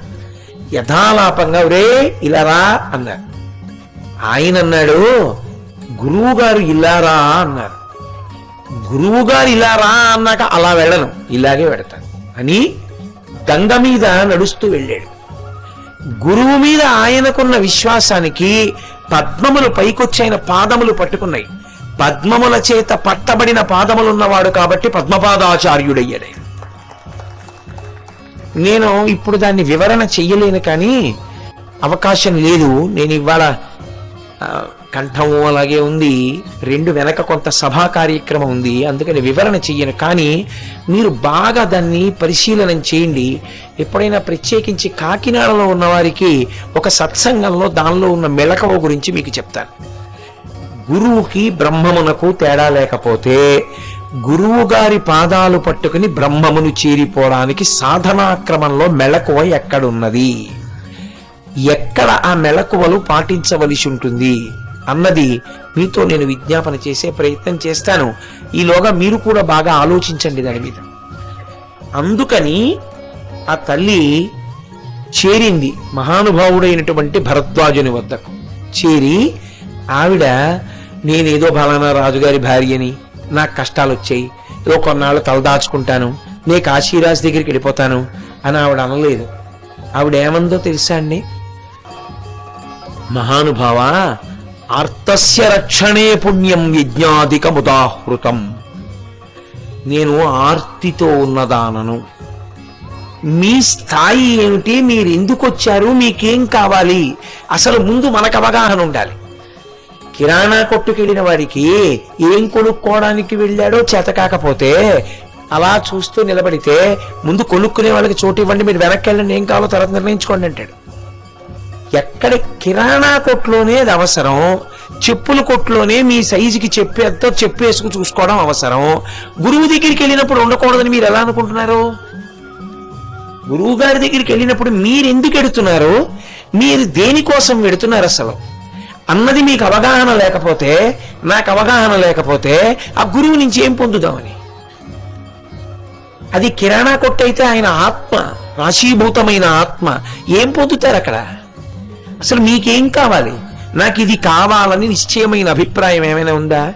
ఇందుకు ఎడుతున్నానని ఏమైనా ఉందా? ఇందుకెడుతున్నానన్నవాడు అందుకు అని మాట్లాడాలి, లోపల దాచుకోకూడదు. భరద్వాజుడి దగ్గరికి వెళ్ళింది, నేను జ్ఞానం కోసం వచ్చానని అబద్ధాలు ఆడలేదు, నేను కొన్నాళ్ళు అనుష్ఠానాలు చేస్తానని చెప్పలేదు. ఆర్తస్య రక్షణే పుణ్యం, నేను ఆర్తితో వచ్చాను. మహానుభావ, ఆడదాన్ని, కొడుకుతో ఉన్నాను. ఆడదానివి కదమ్మా, ఒక్క కొడుకుతో ఉన్నావు, భర్త లేని దానివి, నిన్ను ఆశ్రమంలో ఉంచడం ఎలా అని అనుకుంటాడేమో. ఆర్తస్య రక్షణే పుణ్యం యజ్ఞాధికముదాహృతం. మీరు బ్రహ్మతత్వవేత్తలు, ఎప్పుడు యజ్ఞయాగాది క్రతువులు చేస్తూ ఉంటారు. మహానుభావ, మీరు నాకు చెయ్యవలసిన ఉపకారం, ఆర్తితో ఉన్న నా వంటి వారిని గాని అనుగ్రహించి రక్షణ కల్పించగలిగితే అది ఎన్నో యజ్ఞములు చేసిన ఫలితమునకు సమానము. కాబట్టి మీరు ఏది చేస్తున్నారో అది నా యందు అన్వయమవుతుంది. నేను యజ్ఞ సంభారమంత పవిత్రమైన దానను, యజ్ఞ సంభారమును రక్షించడం ఎంత పవిత్రమో నాకు ఆశ్రయం ఇవ్వడం అంత కర్తవ్యం. ఇప్పుడు నేను ఆర్తితో ఉన్నాను, నాకు దిక్కు లేదు, కాబట్టి నన్ను రక్షించండి. ఆయన ఎంతో సంతోషించాడు. మన ఆశ్రమంలో ఉండు. ఇప్పుడు ఆవిడ ఆశ్రమంలో ఉండి ఆశ్రమ జీవనమునందు ఎలా ఉండాలో అలా ఉండడం ప్రారంభం చేసింది. ఎందుకంటే ఒక మఠంలో మీరు ఉంటున్నారనుకోండి, మఠంలో ఉన్నంతసేపు మీరు మఠానికి సంబంధించిన నియమములనే పాటించవలసి ఉంటుంది. ఒక మఠంలోకి వచ్చినప్పుడు ప్యాంటు చొక్కా ఎప్పుడూ వేసుకోకూడదు. అది మఠ ప్రాంగణము అని చెప్పినప్పుడు బయట బోర్డు ఉంది, ఆ గేటు దాటగానే గోడ మీద, ఇది జగద్గురు శృంగగిరి పీఠాధిపతులైనటువంటి శంకరాచార్యుల వారి మఠం. ఇది ఇప్పుడు ఇక్కడ లేరని మీరు అనుకుంటున్నారేమో. తేజో రూపంలో భారతీ తీర్థస్వామి తిరిగి చూస్తారు. ఏం చేస్తున్నారు వీళ్ళు? నేను మఠ ప్రాంగణం ఇస్తే ప్యాంటు చొక్కా వేసుకుని ఉపన్యాసానికి ఆలస్యంగా వచ్చి అందరినీ తొక్కుకుంటూ ముందుకొచ్చి కూర్చోమని కావు మఠాలు. మఠాల్లో ఉన్న వాళ్ళు ఎలా ఉండాలో అలా ఉండాలి, ఎలా ప్రవర్తించాలో అలా ప్రవర్తించాలి. ప్రాణం పోదుగా ఇక్కడ ఉన్న 9 రోజులు పంచ కట్టుకుంటే ఏమి? మఠంలో ఉండడానికి నీ జీవితంలో అదృష్టం దొరికిందా? కాశీపట్టణం వచ్చి మఠంలో ఉంటూ ప్యాంట్ వేసుకు తిరుగుతావా? ఎందుకు ప్యాంటు నీకు? ఏ గోచీ పోసి పంచి కట్టుకోలేవు? అథవా కనీసం పంచి కట్టుకు తిరగలేవు? ఎక్కడ ఎలా ఉండాలో అలా ఉండాలి, అదే ధర్మం. అలా ఉండడం నీకు చేత కాకపోతే 2 ఉపద్రవాలు వస్తాయి. మఠ ప్రాంగణము కలుషితమవుతుంది. 2, నిన్ను చూసి ఇంకోళ్ళు అనుకుంటారు అలా ఉండొచ్చు అనుకుంటారు. నువ్వు ఆదర్శమై కూర్చుంటావు. ఆయన వేసుకున్నాడు కదండి నేను వేసుకోవచ్చు అంటాడు అని నిన్ను చూసి ఇవాళ నువ్వు రేపు 10, 3వ రోజుకు 30, 7వ రోజుకి 70. ఎందుకు ఇవ్వాలి మఠ ప్రాంగణం ఇంకోసారి ఎవరికైనా? ఈ నియమాలు పాటించిన వాళ్ళకి ఇస్తామని అక్కడ పంచె కట్టుకుంటేనే లోపలికి పంపిస్తే, బస్సు దిగి పంచెలు కట్టుకుని మనం లోపలికి రావాలి. మర్యాద అన్న మాటకు అర్థం ఉంటుంది కదూ. అలా ఉండడమే గౌరవం. శంకరమఠం పట్ల మనకి గౌరవం ఉన్నది. శంకరమఠమునందు ప్యాంటు వేసుకుని తిరగము. నేను శంకరమఠం అంటే చాలా గొప్పవాణ్ణి, గౌరవం ఉంది, శిష్యుణ్ణి, ప్యాంట్ వేసుకు తిరుగుతూ ఉంటావు. కాల్సనాని గౌరవం నువ్వే పాడి చేస్తున్నవాడివి. ఎక్కడ ఎలా ఉండాలో అక్కడ అలా ఉండడం నేర్చుకోవాలి. అదే తపస్సిద్ధి, అదే ఆచరణ. అదే ఎవరు ఆశ్రమాధిపతి అయి ఉంటారో, ఎవరు మఠాధిపతి అయి ఉంటారో వారి అనుగ్రహం పొందడానికి కారణమవుతుంది. నన్ను మీరు బాగా అర్థం చేసుకోండి. నేను కఠినంగా మాట్లాడానని మీరు అనుకోకూడదు. కొన్ని జీవితంలో నేర్చుకోవాలి. కేరళలో ఇప్పటికీ కూడా ఒక అలవాటు ఉంది. వాళ్ళు ఏం చేస్తారంటే గురువు గారిని తెచ్చుకుంటారు వేదం చెప్పేవాళ్ళని. 6 నెలలు ఇక బయటికి వెళ్ళరు. 6 నెలలు అసలు ఇంక బట్ట ఇంకొకటి కట్టుకోరు.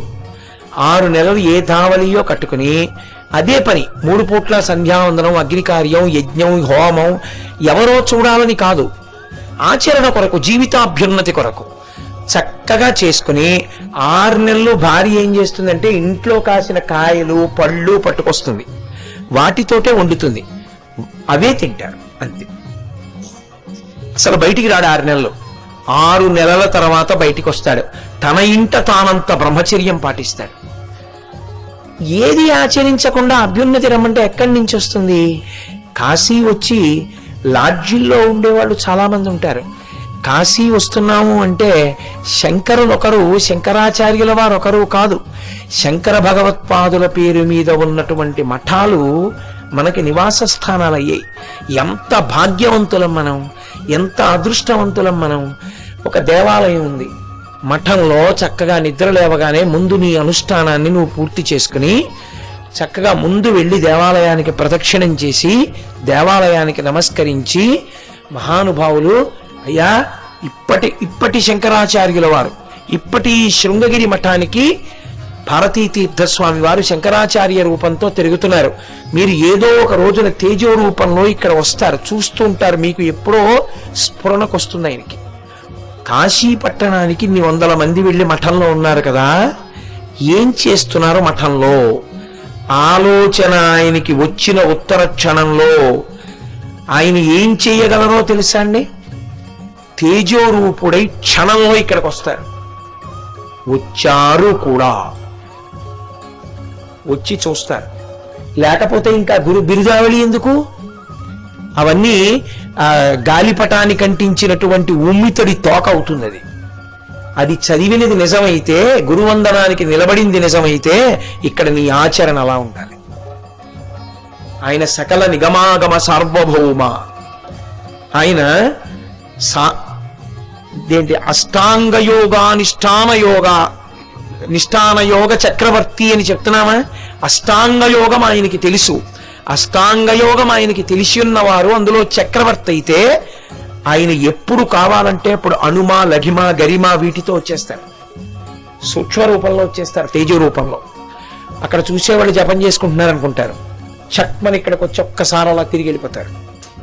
కంచిలో ఉన్న వారికి శంకర విజయేంద్ర సరస్వతి రావచ్చు, వారి గురువు గారు రావచ్చు. కంచి మఠంలో ఉన్న వారికి, శృంగేరి మఠంలో ఉన్న వారికి భారతీ తీర్థస్వామి రావచ్చు. అసలు కంచి మఠానికి భారతీ తీర్థాలు వెళ్ళొచ్చు, అక్కడ ఆయన ఇక్కడికి రావచ్చు. వాళ్ళ మధ్య అవేమి ఉండవు. అప్పుడు ఇన్ని ప్యాంట్లు చొక్కాలు ఉన్న వాళ్ళని చూస్తే, అరే ఇంత మర్యాదహీనుల కామె మఠ ప్రాంగణం ఇచ్చామనుకోరు. అందుకని ఎక్కడ ఉన్నామో అక్కడ ఉండడానికి అనువైనట్లుగా బ్రతకడం మనం నేర్చుకోవాలి. అదే నేర్చుకుంది మహాతల్లి మనోరమ. అభ్యున్నతి రమ్మంటే ఎక్కడి నుంచి వస్తుందండి? అభ్యున్నతి వచ్చేది మీరు ఎంత పవిత్రమైన జీవనము చేస్తున్నారు అన్న దాన్ని బట్టే వస్తుంది కదా. విశ్వాసము అన్న మాటకు అర్థం అక్కడే ఉంది. కాబట్టి నేను ఇక్కడికి వెళ్ళి పాదుకల మీద పువ్వులు వేస్తాను. వేసే ముందు నిజానికి నేను చాలా సిగ్గుతో వేస్తాను. ఎందుకంటే లాల్చీ ఉంటుంది, బనీన్ ఉంటుంది. నాకు పాదుకల మీద పువ్వులు వేయడం ఇష్టం ఉండదు. నేను క్షమార్పణ చెప్పి 2 పువ్వులు వేస్తాను. నేను పువ్వులు వేస్తున్నానని వేయట్లేదు, క్షమార్పణ చెప్పి వేస్తున్నాను మీకని చెప్తాను. ఎందుకని అంటే నేను చూసేదేది అంటే బొద్దుగా ఉండి పచ్చగా ఉండి ఇంత గడ్డంతో ఏదో సింహం కూర్చున్నట్టు కూర్చుని చెయ్యి ఇలా ఎత్తితే ఎప్పుడు అనుష్ఠాన బలంతో ఉండడం వల్ల మిరిసిపోతున్నటువంటి ఆ చేత్తో ఇలా ఎత్తి కూర్చున్నటువంటి భారతీ తీర్థస్వామి వారిని నేను ఒకసారి చూస్తాను. చూసి నన్ను క్షమించండి అని పాదుకల మీద పువ్వులేసి కిందకి దిగి, అందుకే నేను ఇక్కడ నమస్కారం కూడా చేయను, పంచాల లాల్చీతో చెయ్యను. మీకు ఇంతే నమస్కారం స్వామి. ఎప్పుడైనా ఇలా లాల్చీ లేకుండా వస్తే చేస్తాము. కాబట్టి నేను చేస్తున్నానని నేను చెప్పట్లేదు, నేను కూడా ఎక్కడ తప్పు చేయవలసి వస్తోందో తప్పక అక్కడ నేను క్షమార్పణ చెప్తున్నాను. ఒక మఠ ప్రాంగణాన్ని మఠ ప్రాంగణంగా ఉపయోగిస్తే ఎంతో సంతోషిస్తారు. వాళ్ళకి ఏం కావాలండి అంతకన్నా? మీరు ఆలోచించండి. ఈ ప్రాంగణం భారతీ తీర్థస్వామి వారి తర్వాత ఆయన శిష్యులు వస్తే పీఠాధిపతిగా అప్పుడు కూడా ఉంటుంది.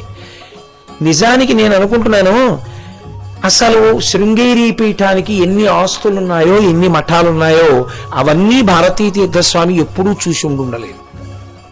ఆయన చూడరు కూడా. ఎందుకు చూడరో తెలుసా? ఆయనకి మనకి తేడా అక్కడే ఉంటుంది.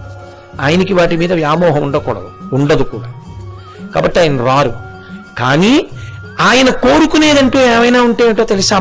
మఠంలా ఉపయోగపడుతోందా? అదొక్కటే. శిష్యుడు అంటే దాన్ని అలాగే వాడాలి. మనం వచ్చి వెళ్ళిపోయామంటే ప్రాంగణమునకు ఏదో పవిత్రత కలగాలి. మహాతల్లి మనోరమ భరద్వాజుడి ఆశ్రమంలో అంత అంత పవిత్రంగా జీవించింది. మీరు ఎక్కడొచ్చింది మనోరమకి అభ్యున్నతి అంటే, ఆవిడ అక్కడ తపస్సు చేసిందా అండి, రోజు భరద్వాజుడి కాళ్ళకి దండం పెట్టిందా అండి, మారేడు దళాలు దండలు కట్టిందా అండి, ఇవన్నీ కాదు. మఠంలో ఎలా ఉండాలో అలా ఉంది, ఆశ్రమంలో ఎలా ఉండాలో అలా ఉంది, మనం కూడా అలా ఉంటేనే అభ్యున్నతి. నేను ఇలా చెప్పానని మీరు అనుకోవద్దు. ఆయన మెరైన్ ఇంజనీర్, ప్రపంచం అంతా సముద్రంలో తిరుగుతూ ఉంటారు. సముద్రం గడ్డ కట్టేసి ఐస్తో ఉంటే దాని ముందు ఒక ఓడ వెడుతూ గడ్డ కట్టినటువంటి సముద్రాన్ని కరిగించి వెడుతూ ఉంటుంది, అందులో వెడుతూ ఉంటారు ఆయన. ఆయన అలా వెడుతూ టైం చూసుకుని దాన్ని బట్టి సంధ్యావందనం చేస్తాడు. ఆయన చీఫ్ ఇంజనీర్, ఆయన సామ్రాట్. ఆ షిప్ మీద అంతంత పెద్ద పెద్ద వెసల్స్ నడుపుతూ సంధ్యావందనం చేసి ఆయన డ్యూటీ అయిపోగానే ఎక్కడ ఉండనివ్వండి ప్రపంచ పటంలో ఒక్కొక్కసారి టైం కూడా తెలియదు, సూర్యోదయ సూర్యాస్తమయాలు ఉండవు, ఎప్పుడూ భగవన్నామాన్ని చెప్పుకుంటూ ఉంటారు. తల్లిగారికి వెంటిలేటర్స్ మీద ఉన్నారు.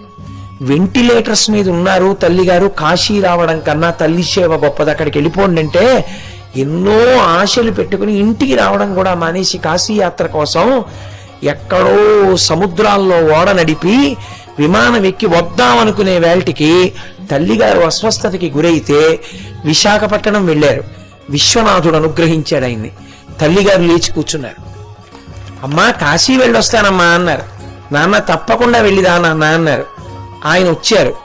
ఆయన చూడండి, ఉపన్యాసంలో ఇంతమంది పురుషుల మధ్య ఆయన ఒక్కరు ఎలా కూర్చున్నారు. మిగిలింది నేను పూర్తి చేయను. ఎక్కడుంది అనుష్ఠాన బలం, ఎక్కడుంది మనసులో భక్తి? సముద్రాల్లో తిరుగుతున్న వాడి గుండెల్లో గూడు కట్టుకునుంది. ఆయనలో ఉంది భక్తి, ఆయనలో ఉంది నిష్ఠ. అందుకే ఎక్కడ భక్తి కరలు కట్టి ఉందో గుర్తుపట్టడం అంత పెద్ద విషయం అని అనుకోకండి, తెలుస్తుంది. కాబట్టి మనోరమ అలా ఆశ్రమంలో జీవించింది. గొప్ప సంతోషాన్ని పొందాడు భరద్వాజుడు. మా నువ్వు అభ్యున్నతిని పొందుతావు, మనసులో సంకల్పం చేశాడంతే. అంతే, శివ సంకల్పమస్తు. పెద్దల దగ్గర మీరు వినయంతో ఉన్నారనుకోండి, ఆయన 10 కాలాలు బాగుండాలి అని ఆయన అనుకున్నాడు అనుకోండి, ఆయన వృద్ధిలోకి రావాలి అనుకున్నాడు అనుకోండి, అంతే వృద్ధిలోకి వచ్చేస్తుంది. ఆయన సంకల్పాన్ని ఈశ్వరుడు నిజం చేసేస్తాడు. ఎందుకంటే ఆయన జీవితం అటువంటిది, అది హోమగుండంలో ఆజ్యంలా ఉంటుంది, అది అంత పవిత్ర జీవనం ఉన్నవాడు. కాబట్టి భరద్వాజుడు సంకల్పం చేస్తున్నాడని మీరు గమనించాలి. అన్నీ రాశారా పుస్తకంలో అని చూడక్కర్లేదు, అన్నీ చెప్పారా అని చూడక్కర్లేదు. అందుకు ప్రవచనం చెప్పాలి. కాబట్టి కంఠం అంగీకరించకపోయినా మాట్లాడడం ఎందుకంటే కంఠం దాచుకోవడానికి గురువు గారు ఎందుకు, ఎవరైనా చాలు. కాబట్టి ఆమె అభ్యున్నతిని పొందుతోంది. ఇప్పుడు ఈ పిల్లవాడు ఏం చేస్తాడు? వాడు ఏమైనా కత్తి విద్య నేర్చుకుంటాడా, లలిత కళలు నేర్చుకుంటాడా, మంత్రాంగం నేర్చుకుంటాడా? వాడు పిల్లలతో ఆడుకుంటున్నాడు ఆశ్రమంలో. ఇప్పుడు క్షత్రియుడు వేదం నేర్చుకుని క్షత్రియుడు యజ్ఞం చేయడం ఎలాగో యాగం చేయడం ఎలాగో నేర్చుకుంటే మంచిదే. అదొక్కటే నేర్చుకుంటే ఏమైనా ఉందా ఉపయోగం? రేపు రాజు ఏం చేస్తాడు? మళ్ళీ రాజ్యం వస్తే నాకు యజ్ఞం చేయడం ఒకటే వచ్చండి, యాగం చేయడం ఒకటే వచ్చండి, ఎందుకు పనికి వస్తాడు? కానీ ఎక్కడో ఆవిడని అనుగ్రహిస్తోంది అమ్మవారు, అనుగ్రహిస్తున్నాడు గురువు. ఇప్పుడు మనోరమని అనుగ్రహిస్తే మనోరమ సంతోషించాలంటే ఏం జరగాలి? సుదర్శనుడికి రాజ్యం రావాలి కదూ. ఆవిడికి భర్త రాడిహ, కానీ సుదర్శనుడికి రాజ్యం రావాలి. వస్తే ఆవిడ సంతోషిస్తుంది. ఇది గురువు గారు ఆవిడ పట్ల సంతోషిస్తుంటే అమ్మవారు సంతోషిస్తోంది. నేను అదే మీతో మనవి చేసింది. గురువు ఒకరు, ఈశ్వరుడు ఒకరు కాదు. ఇప్పుడు అమ్మవారే ఒక చిత్రమైనటువంటి స్థితిని తెచ్చిందో రోజున. పిల్లలందరూ ఆడుకుంటున్నారు. ఆడుకుంటుంటే ఆ నపుంసకుడు ఆవిడితో మనోరమతో సాయంగా వచ్చినటువంటి వాడు సైరంధ్రి అటుగా వెడుతున్నాడు. పిల్లలు సంస్కృతం చదువుకుంటారు కదా ఆశ్రమాల్లో. ఆ మునికుమారుడు అక్కడ తన్ని పిలిచి క్లీబా అన్నాడు. క్లీబా అంటే ఓ నపుంసక సైరంధ్రి లరా, క్లీబా అన్నాడు. ఈ పిల్లవాడికి ఎవరు? సుదర్శనుడు విన్నాడు. క్లీబా, బాబలే ఉందిరా ఇదేమిటో అక్షరం అనుకున్నాడు. ఆలోచించి బా తీసేశాడు. పక్కకి తీసుకొచ్చి సున్న పెట్టాడు, పూర్ణానుస్వరం పెట్టేటప్పటికీ క్లీం అయింది. అది ఇదేటో క్లీం బాగుందిరా ఈ అక్షరం అనుకుని అలవాటు చేసేసుకున్నాడు. అలవాటు అయిపోయింది, అమ్మవారు చేసేసింది అనాలి, అతను చేసుకున్నాడు అనకూడదు. అతను చేసుకున్నాడు అనుకుంటే నీకు దేవీ భాగవతం అర్థం కాలేదని గుర్తు. గురువు గారి అనుగ్రహం మనోరమయందు ప్రసరించి రాజ్యాధికార సిద్ధి పొందడానికి యోగ్యంగా అమ్మవారి అనుగ్రహానికి పిల్లవాడికి కామరాజ బీజం అందించింది. అది కామరాజ బీజాక్షరం. వాడికి తెలియదు ఆ విషయం. తెలియక క్లీం క్లీం క్లీం క్లీం క్లీం క్లీం అంటుండేవాడు. అదో సరదాగా ఉండేదే పిల్లడికి. రాత్రి పడుకుని నిద్దట్లో కూడా క్లీం క్లీం క్లీం క్లీం అంటుండేవాడు. ఈ క్లీం క్లీం క్లీం క్లీం అని జపం చేసేయడంలో అది కామరాజ బీజాక్షర మహామంత్ర జపం అయిపోయింది. ఇలా కొన్ని సంవత్సరములు చేసేశాడు తెలియకుండా. తెలిసి చేసిన తెలియక చేసిన జపానికి ఆ సిద్ధి ఉంది. ఇప్పుడు ఆవిడేం చేసింది, కొన్ని సంవత్సరాలు పోయాక పిల్లవాడు ఒక్కడే ఉన్నాడు. ఏ ఒక్కడు చేశాడో ఆ ఒక్కడినే కదా అనుగ్రహించాలి. ఇప్పుడు ఆవిడ ఒక రోజున పిల్లవాడు కూర్చునుండగా రక్తాంబరాం రక్తవర్ణాం రక్త సర్వాంగభూషణాం గారుడేవాహనే సంస్థాం వైష్ణవీం శక్తిమద్భుతాం, ఎర్రని తల్లి ఎర్రని చీర కట్టుకుని ఎర్రని ఆభరణాలతో గరుత్మంత వాహనం మీద ఆమె వైష్ణవీ శక్తిగా కనపడి దర్శనమిచ్చింది. ఆమె ఎలా కనపడింది అన్న దాన్ని బట్టి అది ఇస్తోంది అని గుర్తు. ఒకడికి శారదగా ఆవిడ కనపడింది అంటే వాణ్ణి జ్ఞానముతో అనుగ్రహిస్తోంది, వాగ్దేవిగా అనుగ్రహించింది, వాడికి సభల యందు ఎదురు లేదు అని గుర్తు. వైష్ణవిగా దర్శనమిచ్చింది, రాజ్యాధికారమును పొందుతాడని గుర్తు.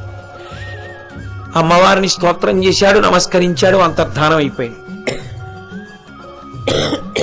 ఆయనేం అడగలేదు. కానీ ఈవిడ కనపడము వెళ్ళడము ఎంతే. అక్కడే ఉన్న శృంగబేరపురాధీశుడు ఆ పిల్లవాడికి 4 గుర్రాల రథాన్ని పట్టుకొచ్చి ఇచ్చాడు. కాలం గడిచిపోతోంది. అమ్మవారి అనుగ్రహం కలిగితే ఎంతసేపు అండి, ఆ తల్లి ఏదైనా చేస్తుంది. కాశీరాజు గారు సుబాహువు, ఆయన భార్య వైదర్భి, వాళ్ళకు ఒక్కతే కూతురు, పిల్లలు లేరు, ఆ ఒక్క పిల్ల తప్ప. ఆ పిల్ల రాత్రి పడుకుని నిద్రపోతోంది.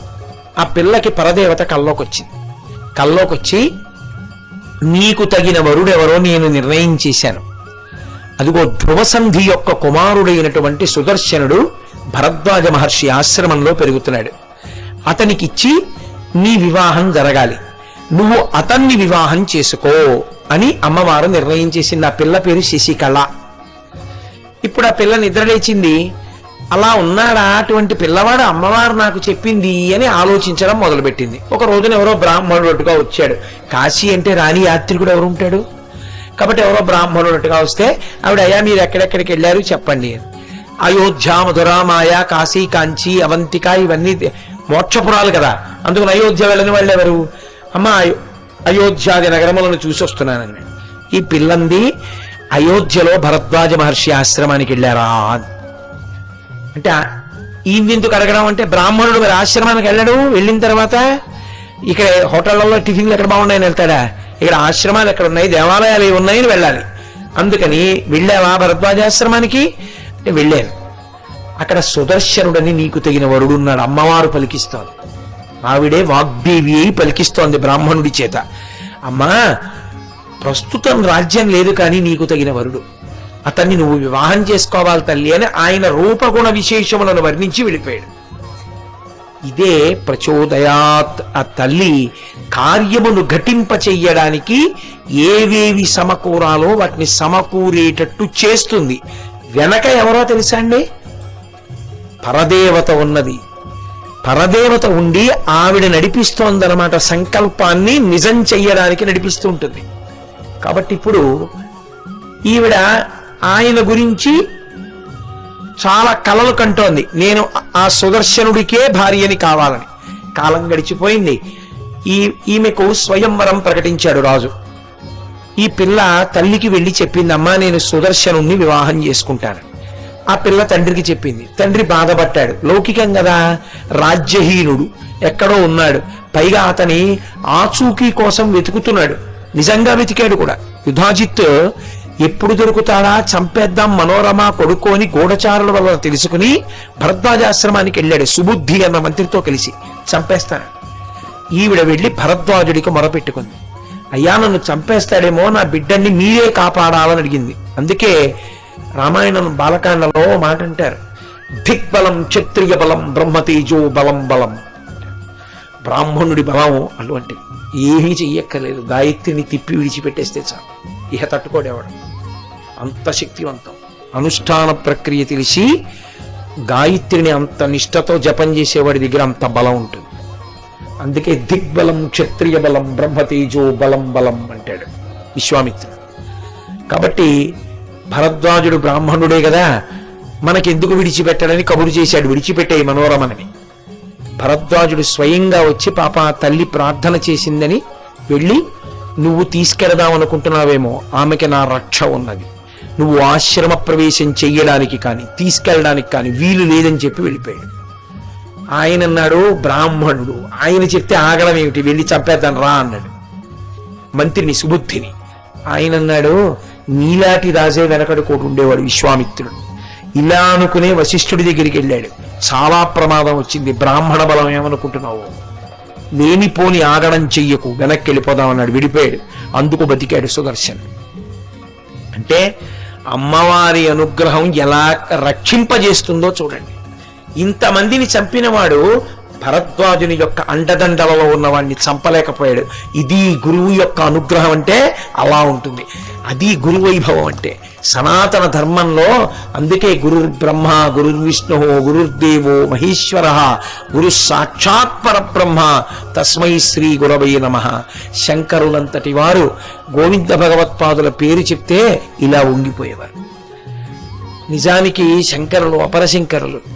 ఆయనకి గోవింద భగవత్పాదులు కొత్తగా నేర్పించింది ఇది ఉంది అని చెప్పడానికి ఏం లేదు. కానీ ఆయన నేను చెప్పినది కానీ నేను చేసినది కానీ అంతా మా గురువు గారి యొక్క అనుగ్రహమే అని గోవింద భగవత్పాదుల్ని అంత గొప్పగా కీర్తించారు. అందుకే మనకి చంద్రశేఖర భారతీ స్వామి వారు దానికి చాలా గొప్ప వ్యాఖ్య రాశారు కూడా. అందులో గురువు గారి పేరు చెప్పుకుంటూ, నేను గురువుగారి కింకరుణ్ణి అని గోవింద భగవత్పాదుల్ని అంత కీర్తన చేస్తారు. గురుభక్తి అంత గొప్పది. శంకరులంతటి వారు అంత గురుభక్తి ప్రకటన చేశారు. ఇప్పుడు స్వయంవరం ప్రకటింపబడింది. అందరూ వచ్చారు. ఈమె ఈ పిల్ల శశికళ ఒక బ్రాహ్మణుడి ద్వారా సుదర్శనుడికి కబురు చేసింది, నువ్వు కూడా స్వయంవరానికి రా, నేను నిన్నే వరిస్తాను. ఆయన బయలుదేరాడు రథం ఎక్కి. తల్లి బెంగబెట్టుకుంది. అక్కడికి యుధాజిత్ వస్తాడు. యుధాజిత్ యొక్క మనవడైనటువంటి శత్రుజిత్ వస్తాడు. ఇప్పుడు వాళ్ళు ఈ పిల్లాన్ని చంపేస్తారేమో, ఎందుకంటే ఏముంది సైన్యం, ఏమీ లేదు. బెంగ పెట్టుకుని ఆమె పరదేవతని ప్రార్థన చేసింది. గురువైన భరద్వాజుడిని ప్రార్థించి భరద్వాజుడు ఆశీర్వచనం చేశాడు, శుభం భూయాత్, అంతా సక్రమంగా నడుస్తుంది, బెంగ పెట్టుకో, బయలుదేరు అంతే. బయలుదేరుతూ తల్లి రక్ష లోకంలో పిల్లవానికి అమ్మ కన్నా పరదైవం లేదు కదా. ఇంకా అమ్మ నోటితో ఏమందో అదే అంగరక్ష. అందుకని ఆవిడ ఒక మాట చెప్పింది, సర్వదా సర్వదేశేషు పాతుత్వాం భువనేశ్వరి మహామాయా జగద్ధాత్రి సచ్చిదానంద రూపిణి. నేను మీతో కాశీపట్టణానికి బయలుదేరే ముందు మీ అందరితో ఈ శ్లోకాన్నే 3 మాటలు చెప్పించి బయలుదేరమని చెప్పాను. రేపు కూడా మీతో ఇదే చెప్పించి ప్రయాణం ప్రారంభించమని చెప్తాను. సర్వదా ఎల్లప్పుడూ కాలమునందు, సర్వదేశేషు దేశమునందు వాయు ఉండొచ్చు, జలం ఉండొచ్చు, అగ్ని ఉండొచ్చు, గాలి ఉండొచ్చు, ఎలా అయినా ఉండొచ్చు. సర్వదేశేషు పాతుత్వాం భువనేశ్వరి, నిన్ను భువనేశ్వరి రక్షించుగాక. మహామాయా జగద్ధాత్రి సచ్చిదానంద రూపిణి, మహామాయ జగత్తుకు అధిదాత్రి సచ్చిదానంద రూపిణి అయిన తల్లి నిన్ను కాపాడుగాక. అది తల్లి చేసిన ఆశీర్వచనం. యథార్థానికి ఈ శ్లోకం ఆడవాళ్ళందరికీ కంఠగతం కావాలి. ఎందుకంటే బిడ్డలు నమస్కారం చేసినప్పుడు తండ్రులైనా కూడా ప్రత్యేకించి తల్లులు అన్నాను కానీ తండ్రులు కూడా ఈ శ్లోకంతో ఆశీర్వచనం చెయ్యాలి. సర్వదా సర్వదేశేషు పాతుత్వాం భువనేశ్వరి మహామాయా జగద్ధాత్రి సచ్చిదానంద రూపిణి అని ఆశీర్వచనం చెయ్యాలి. కాబట్టి ఇప్పుడు ఆవిడ ఆశీర్వదించింది, సుదర్శనుడు బయలుదేరుతున్నాడు. ఆవిడ కూడా ఉండలేక రథం ఎక్కింది. ఇద్దరు వచ్చారు, కాశీపట్టణం వచ్చారు. స్వయంవరం ప్రకటనమైంది. యుధాజిత్తు చూశాడు, శత్రుజిత్ చూశాడు. ఈయన వచ్చాడు, చంపేస్తామన్నారు. పెద్ద యుద్ధానికి సిద్ధమయ్యారు. వీడు రాజ్యభ్రష్టుడు, వీడికి రాజ్యం లేదు, వీడు రావడం ఏమిటి స్వయంవరానికి, మాకు పాత పగలున్నాయి, చంపేస్తానని బయలుదేరాడు. మహానుభావుడైనటువంటి కేరళ రాజ్యాధిపతి చూసి, నువ్వెవరవయా చంపడానికి, రాజ్యం ఉందో లేదో తరువాతి మాట, అందరూ రాజకుమారులు ఎలా వచ్చారో అలా వచ్చాడు. స్వయంవరానికి రావలసినది రాజులు అని లేదు, రాజకుమారులు రావాలి. రాజకుమారుడే వచ్చాడు. ఆమె వరిస్తుందో వరించదో ఆవిడిష్టం. మధ్యలో నీకెందుకు అల్లరి, నువ్వు చంపడం ఏమిటి, మేమందరం నీకు సమర్థించడం ఏమిటి, నేను అలా అంగీకరించనన్నాడు. కేరళ రాజ్యాధిపతి గొప్ప సైన్య బలం ఉన్నవాడు. కేరళ దేశాధిపతిని కాదని అప్పుడు సుదర్శనుణ్ణి చంపితే ఇబ్బంది వస్తుందని చంపకుండా ఊరుకున్నాడు యుధాజిత్. చూడండి, అమ్మవారు ఎక్కడికెక్కడ ఎలా జోక్యం చేసుకుని ఎలా కాపాడుతుందో చూడండి. సరే, స్వయంవరం ప్రకటనమైంది. అందరూ రాజులు కూర్చున్నారు, సుదర్శనుడు కూడా కూర్చున్నాడు. రాజకుమారులు వచ్చన్నారు, ఏమయ్యా ఇప్పుడు కాకపోతే తర్వాత అయినా చంపేస్తాడు యుధాజిత్తు, నిన్ను ఎందుకు వచ్చావు స్వయంవరానికి, ఏదో భరద్వాజ ఆశ్రమంలో కాలం గడుపుతున్నావుగా, ఏదో వెళ్ళి అక్కడే ఉండొచ్చుగా, ఎందుకు వచ్చిన అల్లరి నీకు, ఒకవేళ ఆమె నిన్ను వరించిందనుకో ఆమెతో కలిపి చంపేస్తాడు తప్ప నిన్ను ప్రశాంతంగా ఉండనిస్తారా, ఎందుకు వచ్చింది, నీకు రాజ్యం లేదు, కోట లేదు, సైన్యం లేదు, పెళ్లి చేసుకుని ఎక్కడికి తీసుకెడతావు, ఇబ్బంది కదా, ఎందుకు ఇలాంటి ఇబ్బంది తెచ్చుకుంటావు, మా మాట విని నువ్వు ఎందుకు వెళ్ళిపోకూడదు అన్నాడు. ఆయన అన్నాడు, యక్కరిష్యతి శత్రుత్వం మయా సహ నృపాత్మజాః శాస్త్రాతస్య మహాతేజాం.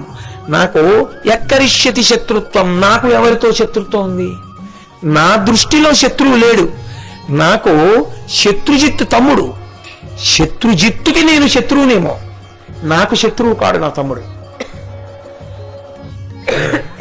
నాకు వాడు తమ్ముడైతే వాడి తాతగారు యుధాజిత్తు కూడా నాకు తాతగారే. వాళ్ళు నన్ను శత్రువులు అనుకుంటే, నేను వాళ్ళని శత్రువులు అనుకోనప్పుడు వాళ్ళు నన్ను శత్రువులు అనుకుంటే వాళ్ళ తప్పు దిద్దబడాలి. కాబట్టి ఆ తప్పు దిద్దవలసింది పరదేవత, ఆవిడ చూసుకుంటుంది తప్ప మీరెందుకు బెంగ పెట్టుకుంటారు. మయాసహ నృపాత్మజాః, ఓ నృపాత్మజులారా, ఓ రాజకుమారులారా, బెంగెందుకు, ఎవరి ధోరణి వాళ్ళది, అమ్మే మారుస్తుందేమో చూద్దాం అని మీరు బెంగ పెట్టుకోకండి, నన్ను తల్లి రక్షిస్తుంది. అది ఆయన భక్తి. ఆ అనుకోకుండా చేసిన బీజాక్షరంలోంచి అంత ధైర్యం వచ్చింది. ఇప్పుడు ఆ పిల్లంది శశికళ, నాన్నగారండి వ్యభిచారం చేయడం ఎటువంటిదో, ఫలానా వాణ్ణి పెళ్లి చేసుకుందామని నిర్ణయం చేసుకున్న తర్వాత స్వయంవరానికి వెళ్ళడం కూడా అటువంటిదే. రాజులందరూ కూర్చుని చూస్తూ ఉంటారు. నేను సుదర్శనుడు వరకు నడిచెళ్ళాలా, అప్పుడు వీళ్ళందరూ నన్ను చూసి ఈమె భార్య అయితే బాగుండని నా వంక చూస్తారా, చూస్తే మానసిక వ్యభిచారము జరిగినట్టేనా, ఎందుకు నాకు, నేను వరించడానికి నిజంగా ఒక వరుడి కోసం వెడితే స్వయంవరానికి వెళ్ళాలి. ఇప్పటికే నేను ఆ సుదర్శనుణ్ణి వరించాను, ఇక స్వయంవరం ఎందుకు, తప్పు కదా, త్రికరణ శుద్ధి లేనట్టు కదా, అందుకని నేను ఆ సుదర్శనుణ్ణి వివాహం చేసుకుంటున్నానని ప్రకటించండి. తండ్రి ప్రకటించాడు. పాపం వద్దమ్మా, రాజ్యం లేనివాడు, ఎంతో నచ్చ చెప్పాడు, ఆ పిల్ల వినలేదు. ఇది పరదేవత ఆజ్ఞ, నాన్నగారు అలాగే చేసుకుంటాడు. సరేనన్నాడు, ప్రకటించాడు. అందరూ ఊరుకున్నారు, పోన్లే ఆ పిల్ల ఇష్టం చేసుకుంటుంది అని. ఒక్క యుధాజిత్ అంగీకరించాల. ఇచ్చి చేస్తే నా మనవడికి ఇచ్చి చెయ్యి, ఇవ్వకపోయావా స్వయంవరంలో ఏ ఇతర రాజకుమారుణ్ణైనా వరించమను, ఆ ఒక్క పిల్లాన్ని మాత్రం సుదర్శనుణ్ణి వరించడానికి వీల్లేదు, వాడు రాజ్యభ్రష్టుడు, వాడిని నేను చంపేస్తాను. ఏం చెయ్యాలో అర్థం కాక రాజుల మధ్యలో అవమానం భరించలేక తిరిగి వెళ్ళిపోయాడు. వెళ్ళి పిల్లకి చెప్పాడు, అమ్మా ఎలాగమ్మా ఇలా ఇబ్బంది వచ్చిందని. పిల్ల మనసుకి నచ్చ చెప్పి రేపు ఏ విషయం చెప్తానని చెప్పండి నాన్నగారు సభలో అని. వెళ్ళొచ్చాడు. నచ్చ చెప్పడానికి వచ్చారుగా, ఇప్పుడు చెప్తున్నాను, మీరు నచ్చ చెప్పలేరు. నేను ఆ పిల్లాడిని పెళ్లి చేసుకుంటాను. మీరు ఒక పని చేయండి, వివాహ విధిని దేహి కన్యాదానం కృతం శుభే. మీరు వివాహ విధి ఎందు నన్ను కన్యాదానం చేసేసేయండి. సుదర్శనాయ నృపతే ఇదీచ్ఛసి శుభం మమ. అదే నాకు శుభం, ఎందుకంటే అమ్మవారి సంకల్పం అది. కాబట్టి అంతఃపురంలో నిశ్శబ్దంగా వివాహం చేసేయండి. మరునాడు వెళ్ళండి సభలోకి, నా కూతురు అంగీకరించలేదు, రాత్రి పెళ్ళైపోయింది, మీ అందరూ విందు భోజనం చేసి ఇంటికి వెళ్ళిపోండి అని చెప్పండి. తర్వాత ఏం చేయాలో పరదేవత చూస్తుంది. పెళ్లి చేసుకోమని ఆవిడ చెప్పింది, చేసుకుంటాను. పెళ్లి చేసుకున్నాకేం జరగాలి ఆవిడే చూస్తుంది తప్ప మీరు నేను బుర్రబద్దలు కొట్టుకోవడం ఎందుకు? మీరు చేయవలసింది పెళ్లి చేయండి. మీరు పరదేవత మాట మన్నించిన వారు అవుతారు. చేసేసాడు తండ్రి, ఇవ్వవలసిన కట్నాలు ఇచ్చేశాడు, అందరికీ చెప్పాడు. అయ్యా ఏమనుకోకండి, నా కూతురు సుదర్శనునే చేసుకుంటానంది, రాత్రి చేసేసాను పెళ్లి, మీ అందరూ పెళ్లి భోజనం చేసి వెళ్ళిపోండి. పోన్లేవయ్యా పాపం, ఏదో ఆయన కూతురు ఆయన గొడవ ఎవరినో వరించారంది, రాజకుమారుణ్ణేగా, మన్నేం మోసం చేయలేదుగా, ఆయనకి తెలియదుగా అని భోజనం చేసి వెళ్ళిపోయారు. యుధాజిత్తు మాత్రం వెళ్ళలేదు. కొంతమంది ఇతర రాజుల్ని తోడుగా తీసుకుని తన మనవడైనటువంటి శత్రుజిత్తుని తీసుకుని, ఉదయం నేను ఆ పిల్లవాడు సుదర్శనుణ్ణి చంపేస్తాను, ఆ పిల్ల నీకు ఇచ్చేస్తాను, వివాహం చేసుకోమని. అంటే ఎందుకు, పనికి మాలిన తాతగారు, కాల్చనా, ఆ వయస్సు, ఎంత దిక్కుమాలిన మాటలు చెప్తాడో చూడండి. చెప్పి మాటు వేసి ఉన్నాడు, నగరం నుంచి బయటికి వస్తే చంపేద్దామని. కాశీనగరంలోనే, కాశీ కోటలోనే జరిగింది ఆ వివాహం. అప్పుడు చీకటి పడింది, బయటికి వెడదామంటే శత్రునాథులు పొంచి ఉన్నారని గూఢచారులు చెప్పేశారు. ఈయనకి సైన్యం లేదు, అందుకని 6 రోజులు ఆ ముచ్చట్లు ఈ ముచ్చట్లు అని గడిపాడు మహానుభావుడు సుబాహుడు. ఇంకెంత గడుపుతాడు?